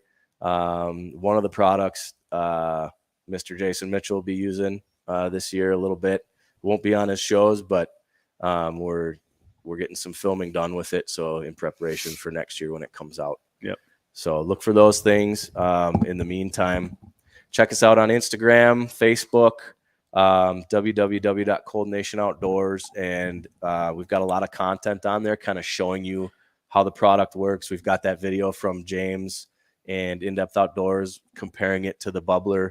And that's nice because not only does he compare it with the bubbler, but he has a timer, The stopwatch or next to the hole, so you can see how fast it does melt that ice. So you can check our channel out on YouTube. It doesn't have a ton of videos on there, but we've got a lot of informational videos, like how to set up your Ice Defense Pro series on your flasher and other things like that. So awesome. All right, we'll leave it at that. all right, guys. Appreciate it, sir. Great to Awesome, see you man. guys. That's great, Always sir. a pleasure. You Thanks too. for doing what you do. Thank Thanks, you. man. There you go. Ice Defense. Just buy it. Read the comments. There wasn't a single negative or even a questionable comment. It's worth it. And Yep. yeah, so there you go. Thank you all. We got Nick from Razr Augers up next. Thanks for watching. Make sure you're sharing, commenting, asking those questions, keeping us busy, keeping us on our toes, keeping us awake. And a big thank you to Thorne Brothers for staying up this late. We're now on the Definitely. 3-hour late mark for these guys, so we Yeah. want to make sure we thank them big time. Anything you guys want to talk about quick, or should we just bring Let's roll. Nick Let's in? roll, Nick, if you're ready, give us a thumbs up down there. Thumbs up. Bam, bam. Look at that. What's Hey, going Nick. on, Patrick? Hey, Nick. Dale, how you doing? Good, Good. you? Doing well. Getting ready. Ice season. I'm feeling it in my bones. Well, yeah, it's getting colder out than it was a month ago. So, Yeah, Yeah. for sure. yeah. So, go ahead. No, go ahead. I was just saying I've been tuning in. I love it. I'm loving what I'm hearing. I was watching Brad at Deep Freeze, and he was mentioning the whole auger adapter, what we've got working with him, and Yeah, awesome. So that's exciting for a guy like me. So that has a Razr auger. well, we got some really cool stuff too. We'll get to that though. All right. Well, yeah, let's go ahead. Maybe give a little bit of background about the company for those that might not know what Razr is. Yeah, so Razr Ice Augers, we're a manufacturer, distributor in the USA and Canada. We only produce ice augers, and we'd like to say we produce them fairly well. We're a newer company for the consumer. We've been around on the scene for 4, 5, 6 years, but behind the scenes, we've been making a lot of augers for everybody else for actually a couple decades. And so Razr has a great foundation in the auger business, and we've got some great products that we build at our own factory and bring direct to you, which is reflected in our pricing, our warranties, etc. So if you're looking for a new auger, definitely don't hesitate to check out Razr, and I'll show you a few of these here that I've been just itching to show people. Nobody's seen these yet really in person, so except for a couple of our dealers who have product right now. So let's go. Let's show 'em. yeah. So basically, I'll start with what. Well, let's just start with what's new for the coming year. This is one I'm really excited about. We've been known for making our curved blade augers, which are extremely fast, but we've also been the company that's kind of stayed a little bit behind in terms of, did we want to go synthetic flighting? Did we want to make lighter weight augers? At the end of the day, we're talking about an ice auger, and it's taking a beating down there in the ice. And so we are very comfortable with our metal augers, but we know that we can't rest on our laurels. And we definitely wanted to bring something to market to basically just improve on what we've been doing and offer folks a little bit more of what they've been asking for. So without further ado, I guess this is the brand new Razr Synthetic Ultra 6-inch unit.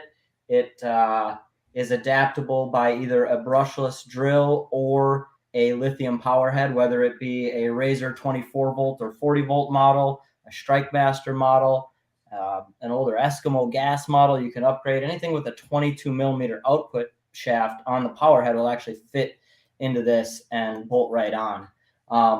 So this is the Ultra because it is ultra adaptable. It runs on both those platforms, the power heads or the brushless drill.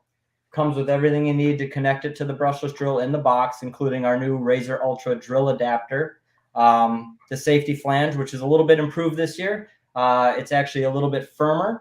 And then, we've got the hex the steel hex shaft coming down with the synthetic flutes that are repairable if one should crack in extreme cold weather or something like that. One thing that we do a little bit different on this unit than what you see out there is, it's definitely about augers. Everybody wants to save weight. But again, going back to like, we know these things take a beating, and trust me, we see what people put their augers through, whether it be a Razr or anybody else's out there. And sometimes we're just like, wow. But what we've done a little bit differently on ours is where the blades bolt up to the auger bit is called the blade carriage. And what you're going to see on a lot of other companies is this is like a polycarbonate blade carriage. It's a plastic. Ours is a fully steel blade carriage. So if for some reason a blade comes loose, or you should always be doing that maintenance, but if a blade comes loose on, per se, our blade carriage here, a blade would break in half. Whereas on some of these polycarbonate carriages, what you see is like the auger is in pieces at the bottom of the hole and you're done fishing. Yep. So we've got this unit here, the Synthetic Ultra 6-inch and 8-inch models. It's got a 3-year warranty, Razr Pro curved blades. So these are the serrated blades. You can kind of see them in there. Yep, a little bit nice. more durable cutting edge. And yeah, it's pretty cool there.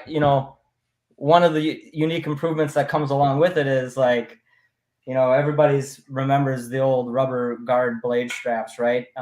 So what we've done a little bit differently is we've gone ahead and we've come up with our own bungee system here this year. So Yep. It eliminates the rubber, it eliminates the brittleness of the rubber in extreme cold temperatures, or what can happen if it's, going just through temp changes, right? Rubber can break down and stuff. So this is going to be cool. It's so simple. We're so excited about it, but it should save a lot of headaches out there on the lake with things falling off or, just breaking in storage or whatever. So really cool to have that. And then again, like I said, that Ultra drill adapter is a one-piece machined piece that goes into the Ultra unit and goes right into the 1/2-inch truck on the drill. So nice. All right. So what is the weight? How much does it weigh, especially compared to the all metal Razr like I own? So this is about, oh man, I knew you were going to ask the weights. I should have had them ready to go right there. This one, the Ultra 6-inch is 1 second. Okay, let me just make sure I get it to you 100% correctly. Yep. Because we've done a little bit different this year as well. We've got specs on the side of our box. Nice. So this one is 4.3 pounds. And again, 3-year warranty with the steel. This does add some weight here, but I mean, yeah, 4.3 pounds from where we were at, around that 6-pound mark. It doesn't seem like it's going to be life-changing, but people wanted it. So people didn't think that we're not going to give it to them, right? Yeah, people didn't think that a lithium battery in your Vexilar would be, life-changing when it comes to weight, and you're dropping 2-3 pounds, 4 pounds there, and Right. it's huge. It's huge. Right, As exactly. turbine angler that drills stupid amounts of holes a day, I can tell you that extra 2 pounds will not go unnoticed. Yes. Yeah. Yes. And one of the things also is like these flutes here. I've seen them break. I broke one in prototype testing over the last couple of years. What we've done is I'm an angler, Doug, you and I, we've fished together before. Yep. I hate to be the guy to ruin somebody's day out there on the ice and somebody's not working, or I'll do whatever I can to fix that situation as best I can. But what we've done ahead is we've just kind of gone ahead of the curve, and we've just included 2 additional flightings in each box. Nice. So should you be out on the ice and something break and it's 30 below, you can still drill with a broken flute. If one of these tips pops off or something, you can still drill. It's not going to ruin your experience, but what you're going to save yourself from is having to call me, having to wait for shipping, et cetera, et cetera. I'm going to give you 2 pieces. So one in the truck, one in the wheelhouse, one in the snowmobile, whatever you want to do. Just try to get ahead of any issues potentially for the life of the auger. So yeah, I don't care what auger you have that has plastic fluting. I know somebody who has broken a flute on that auger. It's plastic and it's cold and you're throwing it around. We're abusing it. It's under stress. It happens. Right. But for you guys to actually include a couple of them, so I can just fix it myself, Yep. That's Yes. awesome. So you just take these lock caps off right here. They're with set screws. Comes with all the hardware you need actually. But you just take these set screws out, slide this off, and you would just, if you wanted to add flighting to this, you could add 2 more sets of flighting and give yourself, you know, the longest auger flighting out there. But this thing will still drill through 36 inches of ice out of the box without an extension. So yeah, I mean, you just take this thing off, swap them out, and then you're off to the races. So it's really, really super easy, awesome setup there. Nice. Grease Monkey Bass Fishing wants to know, can I get the one in your hand? I got the money ready. Oh man, you know what? We are still in process of getting all of our dealers fulfilled. Right now, there are several dealers that do have stock, but we do anticipate that all of our dealers will have stock in the next 10 days or so. And then for sure, by all the shows, you can go through Blaine, St. Paul. We'll have 4 or 5 different retailers there carrying Razor. So you want to shop around, check for your show specials, etc. I heard there's going to be a couple out there, but not this one. You can't have this one. So, That one's his. this one's mine. This is my auger. There are many like it, but this one is mine. Yes, exactly. I was trying to think of that. Yeah, I couldn't think of it off the top of my head. No, I'm excited for it, just to drop more weight. You know, we're always looking to drop more weight, and I'm happy. And I know somebody else or 1 or 2 other people were happy with that metal on the bottom in the carriage there, because it's a high stress area. Yeah. And that's the first thing that's going to fail on an all plastic auger. Right. And we've seen it on other ones because it's plastic and it's under stress and it's cold and you're banging it around. So, well, not only that too, like, don't mean to interrupt, but like one of the problems that we tested polycarbonate carriages on ours. But one of the, you don't hear a lot about these problems, but servicers of augers do. And with polycarbonate carriages, a lot of times these center points will strip out. So these are all threaded in. And so with the metal, it's not really happening. It's never been really an issue, right? But it is something that we're seeing more and more of. And so that just gave us a peace of mind. And so, I mean, we're going to cover that thing for 3 years, regardless of what you do to it. And then our metal units, like our Scouts and our power auger drill units, for just kind of the old school stuff, like the 6, 8, and 10-inch big metal stuff, that's all going to a 5-year warranty. So we're actually bumping the warranty from 3 years to 5 years on all metal Scouts, and then all of our new synthetic Ultras, and the new one I'll show you here in a minute, the synthetic Light. These are going to be 3-year warranties. Nice. With the notes in the box. Yep. I mean, full disclosure to everybody, I have the 6-inch Scout. Absolutely love it. It cuts ice so fast, so much easier. Than dragging around a big giant power head. Just have that on my DeWalt. I use a DeWalt, use a Milwaukee, use whatever you want. I'm not going to get into that argument. But I love it. And seeing this lighter version, I'm excited. Yeah. It's going to be awesome too. Like, price point for a 6-inch is $179.99. Price point for an 8-inch is $189.99 MSRP. Okay. So we're already kind of underneath at the price point there by $30-$40 compared to the next guy down the line. So we feel good about it. We'll hope that you all feel good about it as well. But I'll pick one up and I'll tell you how I feel about it. For sure, you'll either get good texts or bad texts. Just no picture text, please, Doug. Yeah, just fish pictures. Just fish pictures. Yeah. Okay, so can I address one thing real quick? Yeah, sure. The augers, the curved blade augers. When I say that, Razr Ice Augers, we have curved blades. So it's a shaver style system on a curved carriage. They're extremely hard to make. There's only 2 companies in the world that really make these well. And basically, what that does is it gives you that extremely kind of that aggressive, like a deck screw. It's just going to suck through the ice. You're not going to have to put a lot of downward pressure. You're not going to get a lot of torque or feedback in your arms. It's just going to be a suck down. But the one thing that you get with a more aggressive drill and cutting technology like that is a lot of people, and we're addressing it, it was the breakthrough. People seem to complain, or there's a perception that this is a little bit rougher than maybe a different style auger out there, right? With a different style blade setup, whether it be serrated blades or flat blades. So, and we know it happens with all the brands out there. Well, the only 2 brands out there that run curved blades are, and I'll just talk about ourselves, but So for our 8-inch units, what we've got this year to help really reduce any impact to your body or your hands for breakthrough is we've engineered a new technology. We're calling it Razr Ice Wings. And these quite literally are welded onto the bottom of the carriage. And I'm telling you, when you drill through ice and you get through that bottom layer of ice and you're about to break through to water, that's when that breakthrough, you feel it, right? This thing is like, I describe it, I was telling our guys yesterday, it's like drilling through a cloud. Like there's several times in testing where I didn't even know I was through the ice. I just saw air coming at me and snow flying at my face. And Okay, I'm like, before you really cool. before you pull that off, this is so true. Jeanette's saying he looks so excited about sharing this stuff with everyone, almost giddy, and it's true. Like I know Nick, and he doesn't get this smiley, this happy.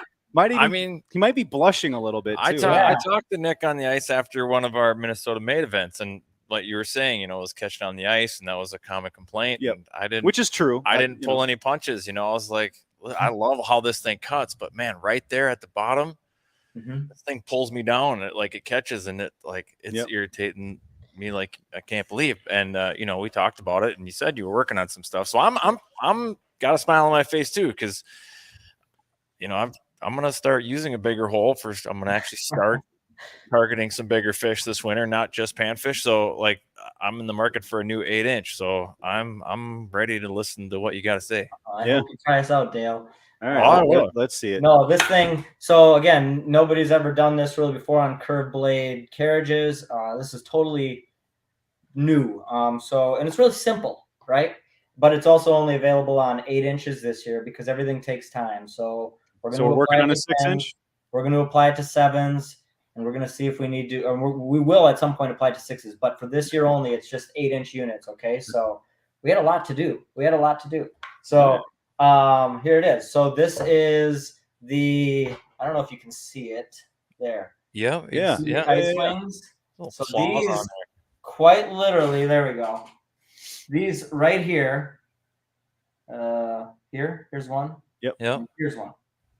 These basically guide this auger through that last layer of ice, and you combined with this synthetic flighting, which is very forgiving, you literally have zero feedback.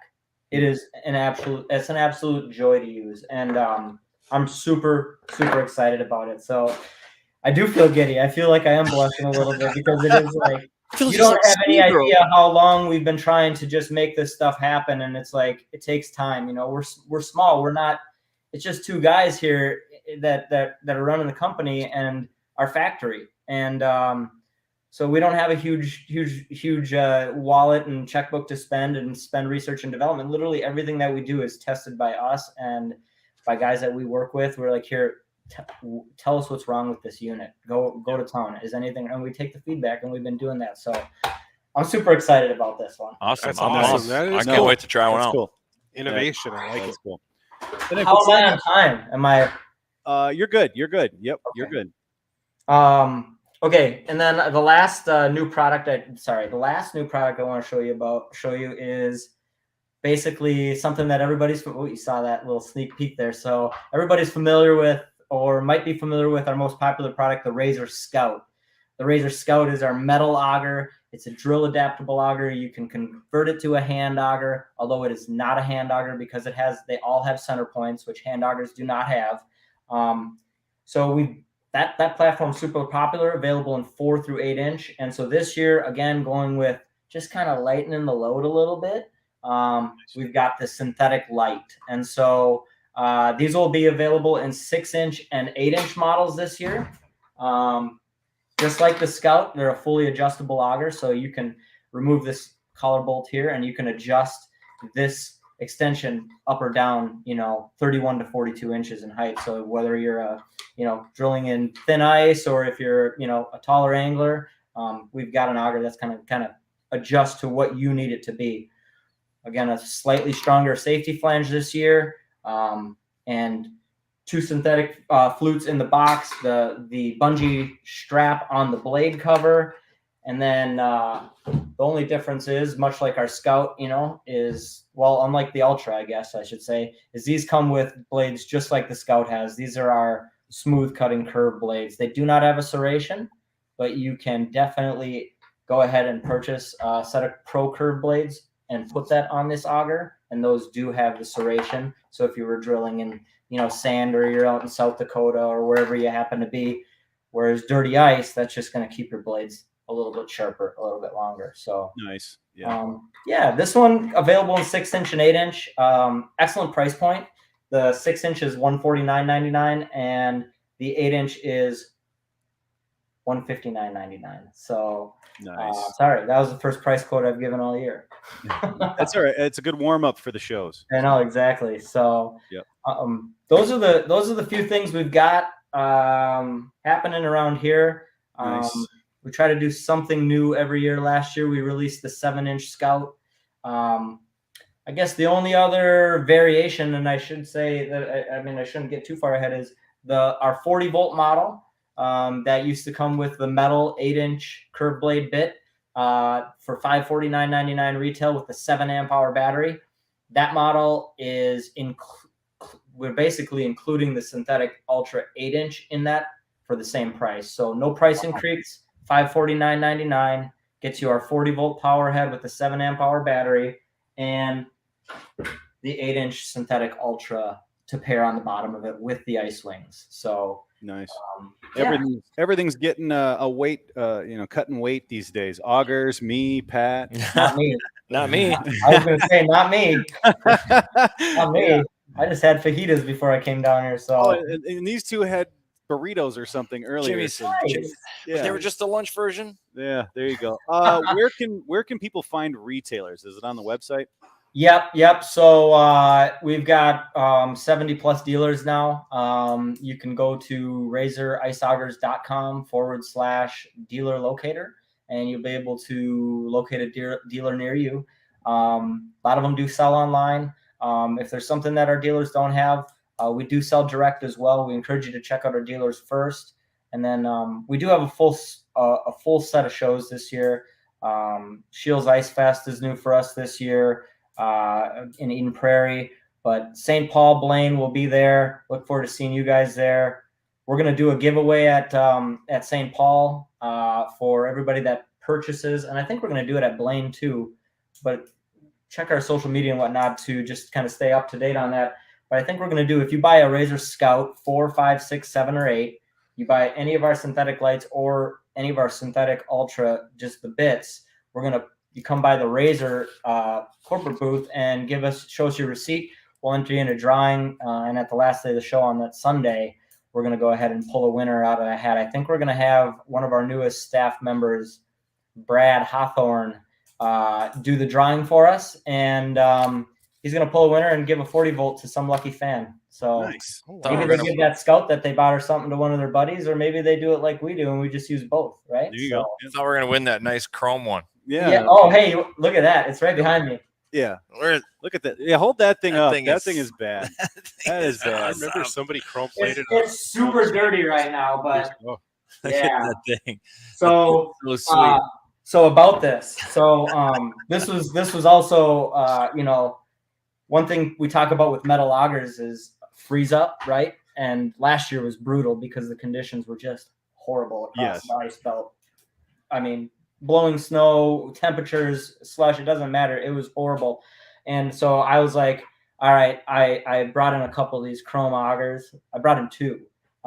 Just to play with freeze up and see what chrome does and how that potentially interacts with the sunlight, and it doesn't. Really what it comes down to. Metal is always going to freeze a little bit, but I'm going to give this thing away off of the Razor Facebook page. I don't know how I'm going to do it yet, but I'm going to give this one away this season. So somebody's going to win a sweet 6-inch Razor Scout chrome auger. Well, step 1 is making sure you like the SmackDown Outdoors podcast page, the Lone Angler page, and the Full Scale page. Yeah, right. Yeah. Well, I don't know if I missed it. What that 8-inch Ultra? What's that? What's that setting me back? That set is going to be, so this 8-inch Ultra right here is going to be $179.99. Oh. No, yes, $189.99. Excuse me.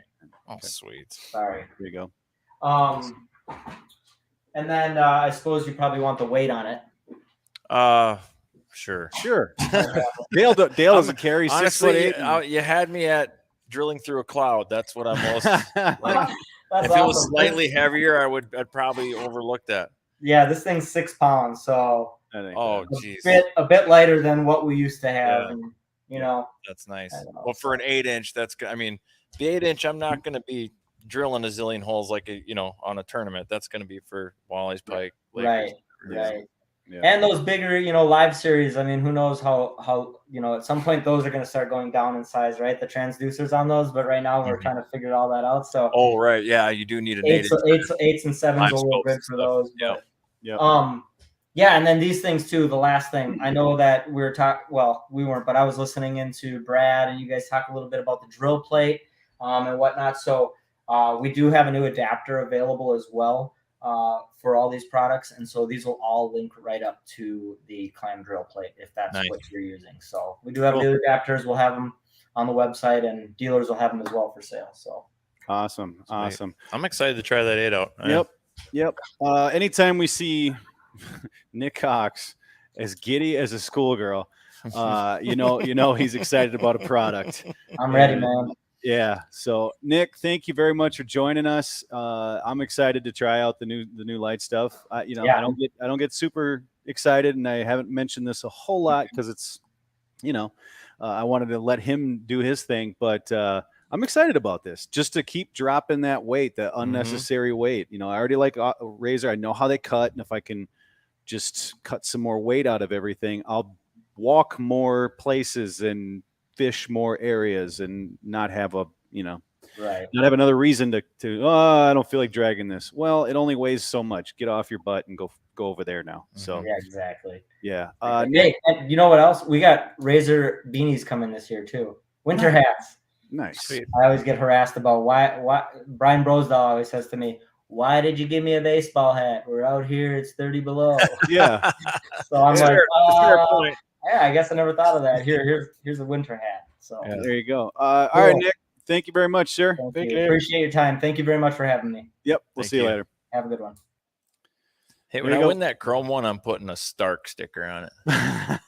That thing looks like Iron Man as can be. Yeah, Stark Industries. Yeah. No, it's a cool looking auger. I mean, when was the last time you saw it? An all chrome. Never. Chrome, not just a polished or something. It's chrome.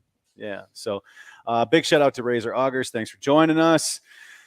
Thank you all for hanging out with us. And we've got our next guest sitting to our left, Justin Greco from Seasons Tackle. You ready? You ready for the big time? We're ready. All right, cool. All right. Let's go. Oh, we got the camera all messed up, Alan. Where is it? Bring that camera up. Just Bring needs that to come camera up up a little bit. Just push it up a little bit. Go up with it. Oh, now he's cutting the feed. Touching stuff. Oh my God. He's cutting the feed. Make sure that the cable's plugged in so we can see him. I think we're paying this assistant too much. There we go. Don't touch anything. Walk away. We're good. We're good. Get out of here. It is. Yeah, it's a micro HDMI. Those suck, but it is what it is. Hi, how are you? I'm good. How are you guys? Good. I lost the hair, I see, huh?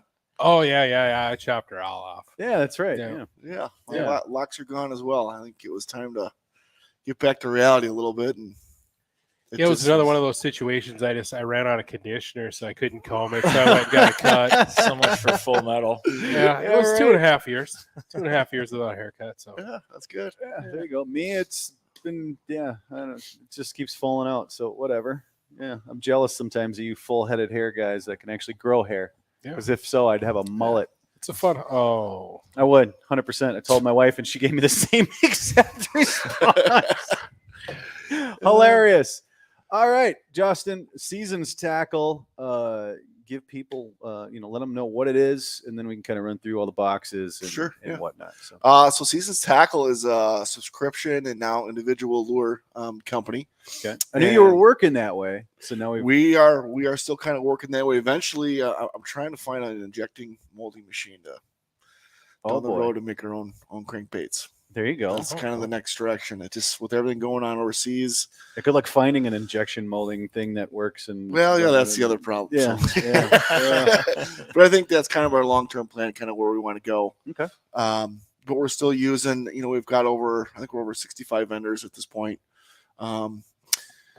We've kind of really moved into, especially this year, we're not going to have as many boxes and as many lures as we have. We're going to be a little bit more inclusive. Part of that is, my son Roman here is going to start taking over some of the duties that I have as I've gone back to work. Yep. It's just one of those things where it's something that we had to do. And Mm-hmm. so we're doing things a little bit different. We're actually going to pack all the boxes for each month. We got our inventory in early this year. It's all right. This is how many we're going to have this month. This is how we're going to have this month. So there's a lot of new stuff, a lot of new colors and things that we've been kind of working on with these guys. Some of the people that are painting for us and that are creating these lures. And one of the neat things is, we're a duet in our house, and most of the vendors that we're using is kind of that same. It's just one guy that's painting or creating or making lures or making jigs or making the plastics, and we're supporting them just as much as we are. So we're kind of like a co-op collaborative of all these different guys and gals that are making stuff for us. So. And that's the cool thing. I mentioned to you guys earlier. That's the cool thing about your boxes is that if somebody gets your box, they open it up, they use something, they love it, they can go buy that from that company again. Yeah. Not this is blah blah blah bait company. You try to find it, it doesn't exist because it's not a real company. We've all bought the mystery tackle bait, boxes or right? whatever boxes use that kind of stuff. I mean, it looks like it's a company, it's fancy packaging, and you try to find it, it's nowhere. It's not there. No. And these guys, you can. I mean, it will take you a little bit because again, they're fulfilling their orders and they're doing their thing. But kind of the neat part is if you said, I love this color, I want you to make 20 of them for me because it was a hot bait. We had some things last year on Red Lake, early ice. We had a number 5 rip and wrap that was it was hot.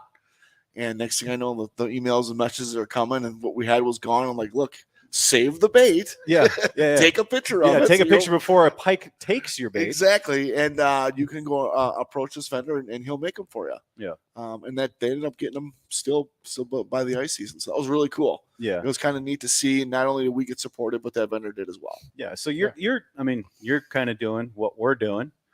We're showcasing other companies. Yep. You are showcasing other companies as well. So that's what I find the coolest thing about it. Because subscription boxes, it's cool to get new stuff and this and that, but you're really working with all these other guys and helping them grow along with what you growing. So. Yeah, and you're getting a variety too. Like I just saw Clam had their ice box that came out, and I think it's kind of cool for us to see that they're kind of following the trend and they saw the same thing that I did in the market. But the difference from us is we've got 60 different guys. That's just one company doing their thing, and I think there's still going to be a lot of value in that. And it was nice to see that in the store. And maybe someday we'll do that, but we really like having that individual hand on things and keeping it out of the garage, right? Well, and you get different stuff. Sure, you might get we'll just say a number 5 jig and wrap. Right. But you're getting a paint job you've never seen before because it's some dude that area that he's in. That's the color scheme that those guys need. And you've never seen it before. So it's like, oh, well, that's cool. And you're not just getting the standard stock stuff that if I wanted to, I can go online quick and buy from a website. Even with all that, one of the things we saw at the shows last year, no matter what, this is so funny. The clown. Oh, yeah. No matter which way you do it. Hey, do you have any clown pattern? Yeah. So there are, and then everybody has a different version, right? So it might be chrome with the clown and it's not in the white. It might have the face tip on it. And so you get to see all these other guys' interpretation of that, which I think is really cool as well. Yep. And watching that sort of thing kind of evolve. Yep. So let's break down the service, how that all works from the ordering process and the different levels and boxes and all that good stuff. Yeah. So you just go to seasonstackle.com. And it's going to say before we get into this, we have not launched our ice boxes yet. They will be launched November 5th. We're kind of making it more of a big deal this year, and also us kind of getting everything ready. So November 5th, it'll go on, and we're going to offer something different this year. You can just get an ice subscription. Okay. So it's going to run, it's going to run November, December, January, and into February. And at the end of the season, if you go through all 4 months, you get a little bonus box at the end of the ice season. Oh, neat. So a lot of guys were like, I love it, but I don't I just ice fish. I don't want to use it in the spring. And so they would cancel their subscription. So this was a way to kind of do things a little bit different. So we do have the ice boxes. We also have a spring and fall and summer. You can get a panfish box. You can get a walleye box. And then you can also get a combo of the two, which is called our mystery box. Okay. So really, we have 3 options in the ice season. Open water, we have a smallie, we have a northern, we have a walleye, we have a panfish, and the combo of both. Nice. Different levels, different prices. Yep. So they start at $49.95. You get 20% discount on the subscription, and then that's our silver box, and then we have our gold at $99, and then our platinum, which is our big box, at $199. We figured all of them are about ×2 as far as the value. So if you get a $50 box, you get $100 a little. I've seen the boxes and $50 a month or $200 a month. It seems like a lot, but I've seen the boxes.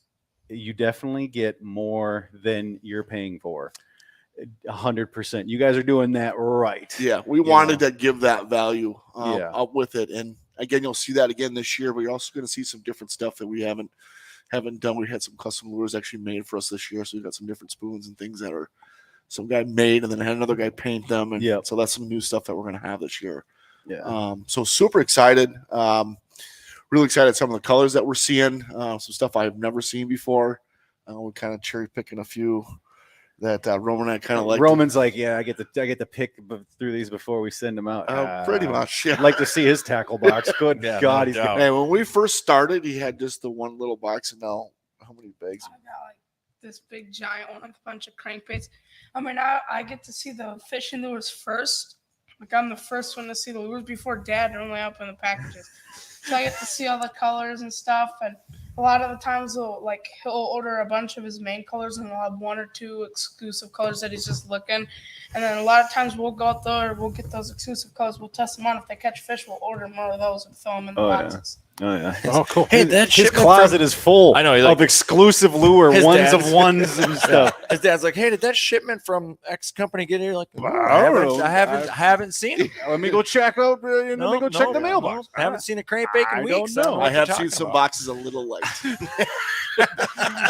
One of the other neat things is we've also reached out of Canada. We've got Big Sky Flies, so we've got some boys in Canada that are supplying us some baits this year. Nice, which is really cool. We did a little bit last year, but we've got some stock from him this year, and we're really excited to see that.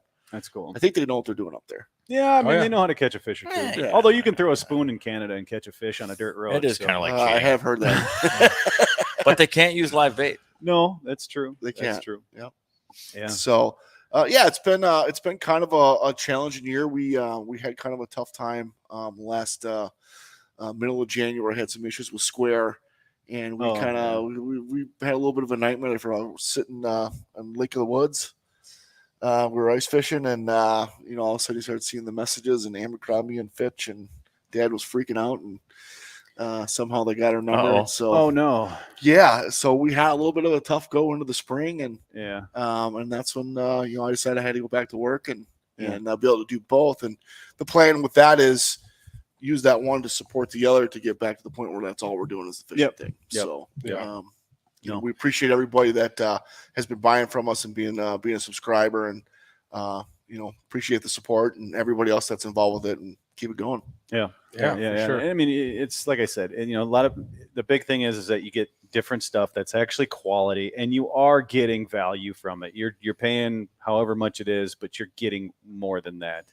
100%. Yeah, so it's about double your value. Yeah. So and then what do you pay for a custom paint? Like if you were to go and $13, $14, sometimes $17 is what I used to pay. And this is walleye open water baits, but still ice fishing crankbaits and lipless and stuff aren't that far behind. And the glide baits and the chicken wraps and all that. You're getting the bait and then you're sending it off to get painted, and then there's a price on that, and it's So I know Roman and I are putting hooks on it, and then we're packaging it. And there's a lot of work with that too. And I've said it before, like this is like one of the best gift ideas ever.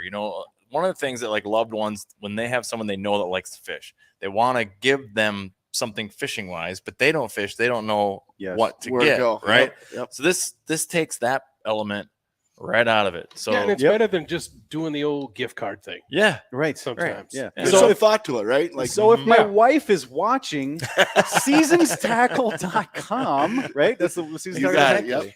there's an idea. And I'll, in wintertime, get me either. I don't care which box you give me. I'll use it all eventually. Yeah. I mean, So- it's just like, for grandmas, aunts, whatever, that, they have somebody or Yeah. moms. And you can buy individual single boxes. You don't have to subscribe. Yep, to the you whole can just thing. buy if you just want to buy the one. We think the most value is our gold box, which is the $99 box. I mean, there's a lot of stuff in there, and Yeah. there's usually a gift. Like last year, we did a lot of chicken boxes. We got some other cool stuff that'll be in them, and then the platinum as well. I mean, it's $199, kind of a lot of money, but you figure you're getting almost $400 with lures in there. Right. Mhm. That'll And- fill a tackle box. quick. Yeah, I mean, if you are starting out, we have a lot of guys like, oh, my stuff got stolen or I lost Yep. it and I'm starting over. I mean, we're a great resource for them. Oh, yeah. Yep. Or just get bored and be like, yeah, I'm going to buy that. I mean, that's why if you look, the mystery tackle boxes are in Shields. You don't They have to are. buy a subscription. Yeah. It's Yep. like, let me get that. You can't see what's in it. Sure, I'll take a shot, see what's in there. I mean, Yeah. how many do you sell? How many of those do they sell to guys that are just like, sure, I'll give Yeah, it a but shot. going back to your original point of they are real manufacturers of Right. real baits. Yeah, it's real like you stuff. mentioned, These big guys, sky yep. flies. I heard about those guys 15, 20 years ago. Yep. Yeah. Yep. Yeah, that's a legit company. Yeah. Yep. More the mystery tackle box or whatever. Who knows what you're going to get? Mhm. And the neat thing too is you go to our website, you click on vendors, and we have their link right to their site. So if you find something you like in the box, you can go right to our site, click on vendors, go right to that vendor, and then start your process. Get your Awesome. customer order. And like some of these lures, like if you buy like a Lucky Tack Box, Mystery Tack Box, these lures are like 30 cents made in a factory. These are hand painted by guys. Like this didn't cost them 30 cents. This isn't pressed a button and it's printed on there. This was hand painted by someone. Like you're supporting local Minnesota businesses. You're not buying a bunch of mass produced crankbaits from China. America. Yeah, America. Yeah. Although I hate to say it, most of the stuff we're painting is From all there. yeah. But we get what Unfortunately. he's saying though. Yeah. I mean, it's not just pumped up, put in a box, and shipped off. Yeah, I they're mean, not. These They're are not actually mass painting it. people are touching them, painting them by hand, and putting their twist on things. Old school airbrush stuff. Oh Yep. yeah. You know, a lot of these guys, you can watch them. They do lives and they're painting their stuff live, which I thought was Seen a really lot cool. of TikTok lives and Yeah. YouTubes. Yeah. Yeah. Oh You yeah. know, it's- Facebook. I love seeing these guys that are vendors, and they're like, "Oh, that one's ours," or "Hey, I really like that pattern. Yeah, right. Can we get that?" Yeah, right. It's like, Yeah. oh, I think I can do that. You're screenshotting the guy as he's printing, painting it. I'm like, I'll try that myself. Cool. I think one other neat thing is the way the plastics have kind of starting to evolve. There's a lot more guys kind of making these plastics, and we're seeing one of our favorites is HT Tackle. He makes these plastics that are just really, really durable, and we got a chance to use them last year. I mean, it's not 1, 2, and you're done. I mean, a whole Yep. day. And know, I they're- believe like one of the stories he had, he caught 16 walleye on one little plastic. And isn't one of the sprues you get 16 in a sprue? You got 16 crappie on one. On one Yeah. one lure. Oh, yeah. So I mean, it's cool to watch this sort of evolve, and these guys are creating and making it in their house, and they're Oh, yeah. playing and they're playing with different colors, and it's just really neat to see. It's cool to watch it kind of evolve. Yep. Yeah. Yep. And it's cool to see companies like you evolve. Yeah, and we're constantly we're Yeah. we're looking at the future where we're going to go. We're always going to this could be our bread and butter, of course. Yep. But where are we going in the future? And that's how cool it would be to produce our own baits, be able to send out larger amounts of these baits to these painters. Say, hey, over this year you're going to do 2,000 of these, and here's the exclusive colors that we're going to do. Yep. And then I'm also in a little bit better position where next year we're talking about tournament fishing again. It's been a There you go. 3-year break for me, and the itch is real. Yeah. Yeah. I hear that. And I won't be putting any weights in the walleyes. So Okay. That's the third time. All right. I had to get it in there. I Yeah, just oh, had to. yeah. I'm sorry. Oh yeah. It won't go away for a little bit. Yeah. Especially when you plead not guilty to something we literally have on camera. And watch. Yeah. I don't think Yeah. you know what that means. Yeah, I don't think they understand what pleading not guilty means. Like, I really miss Lake Erie, and I just I want to get back. It's been a long time. It's such an amazing fishery, and fishing Green Bay again, and getting back on these big pieces of water. And Yep. I bought a big boat for a reason. Oh, yeah. And you gotta use it. gotta use it. And Gotta use it. we had a good amount of time this year, but we're looking forward to hitting this ice. And I don't know, what do you guys think we're going to be walking out? I don't know. What's the pool going? I don't on know. yet? Throw it out in the comments. When are we going to have first ice here in Minnesota? Because and everybody check out seasonstackle.com, please. I did get Second an weekend update. of November. I did You get think an so? update Mhm. from Mr. Eric. I got an update from Mr. Eric Ali earlier today, And dude already at it in the hills. They are. Idaho? It has begun. First ice on October 29th. Muhahaha. He's up Where? in Oh, in the mountains. It's up gotta in be the in mountains Idaho somewhere. Yeah, he's in the mountains. But he's out there, and they're fishing. Ice fishing officially begins Today. now. Yes. There you go. So there you go. Perfect timing for this show. It started. Yep. It Yeah, started. it has It started. started. Your ice Um, season I mean, started now. I say that weekend, and someone I think is pretty much saying the week before Thanksgiving. Yeah. Because pretty much every year that weekend after Thanksgiving, it's like I want to find ice. It's just a matter of how far I have to drive north, and you Sure. generally never have to leave Minnesota. You find it usually a lot sooner than you think. I Well, was going to say second weekend in December for Bemidji. Second For week. Bemidji be locked out? walkable ice. Really? Oh, year before that. Yeah, we'll see. You're gonna be in the bay. We'll see. Well, I mean, depends on what you consider walkable, I guess. Because Bingo. Yeah, walkable Some depending on guys how won't much go you out. weigh. yeah, exactly. And Some what you people bring with are you. waiting for 5, and Yeah. I'll go out on Bring 2. that Razr Auger and just one pull, and you're Yeah, Mhm. yeah. you're rocking that. All right, 4 or we're 5. done. Yeah. As long as it's ice and not snow, and I can see the ice. Yes. Yeah. You give me 2. I'm Yes, good. dear If Mother there's- Nature, give us a good 12 inches before you snow like a Mhm, banshee. yeah. Okay, that way we Yeah. can drive out there. Yep. That too. Dad knows That's a lot it. about getting stuck in the snow. Oh yeah, Easy, we easy. all do. Don't worry, kids. We all do, and so We will had you. a vendor earlier that could help you out with Yeah, that. exactly. Check out ArcticAnchor.com. So, thanks guys very Thank you. much for We've joining. got 2 shows. Yep. St. Paul, we're gonna be at, and we're gonna be up in North Dakota. Perfect. Oh, nice. Oh, awesome. So we're we did 6 shows last year. We kind of toned it down a little bit and just kind of cherry Yeah. picked the ones we want. But Yeah. we've got an upgraded booth in St. Paul this year, and we've got another big booth up in North Dakota. So Nice. look for us down in St. Paul. We'll have a lot of special fun stuff. Yeah, Cool. Yeah, and you actually get to come down, see the stuff, and talk to them in person. And yeah, We'll be there. awesome. Appreciate it. Excellent, dude. Thanks, Thank you, guys. Justin. Thank you. Thanks, guys. Thank you, Roman. All righty, there you go. We're done for the Boom. evening. For the evening, we'll be back at 8:00 tomorrow morning. Bright-eyed and bushy-tailed.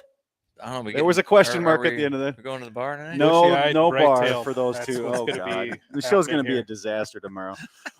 Anyway, thank you to our sponsors, Clam Outdoors. We greatly appreciate you guys for starting off the show yesterday with a bang, as always.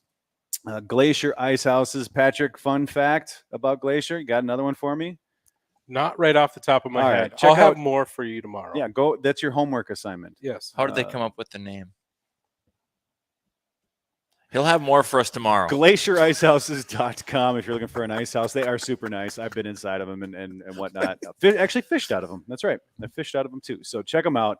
And then, of course, we need to get out of here because the guys at Thorn Brothers, they need to go to bed as well. We are officially They're joining us 3 at the hours bar. and 42 minutes past Thorn Brothers closing time. So we greatly, greatly, greatly appreciate them doing this for us.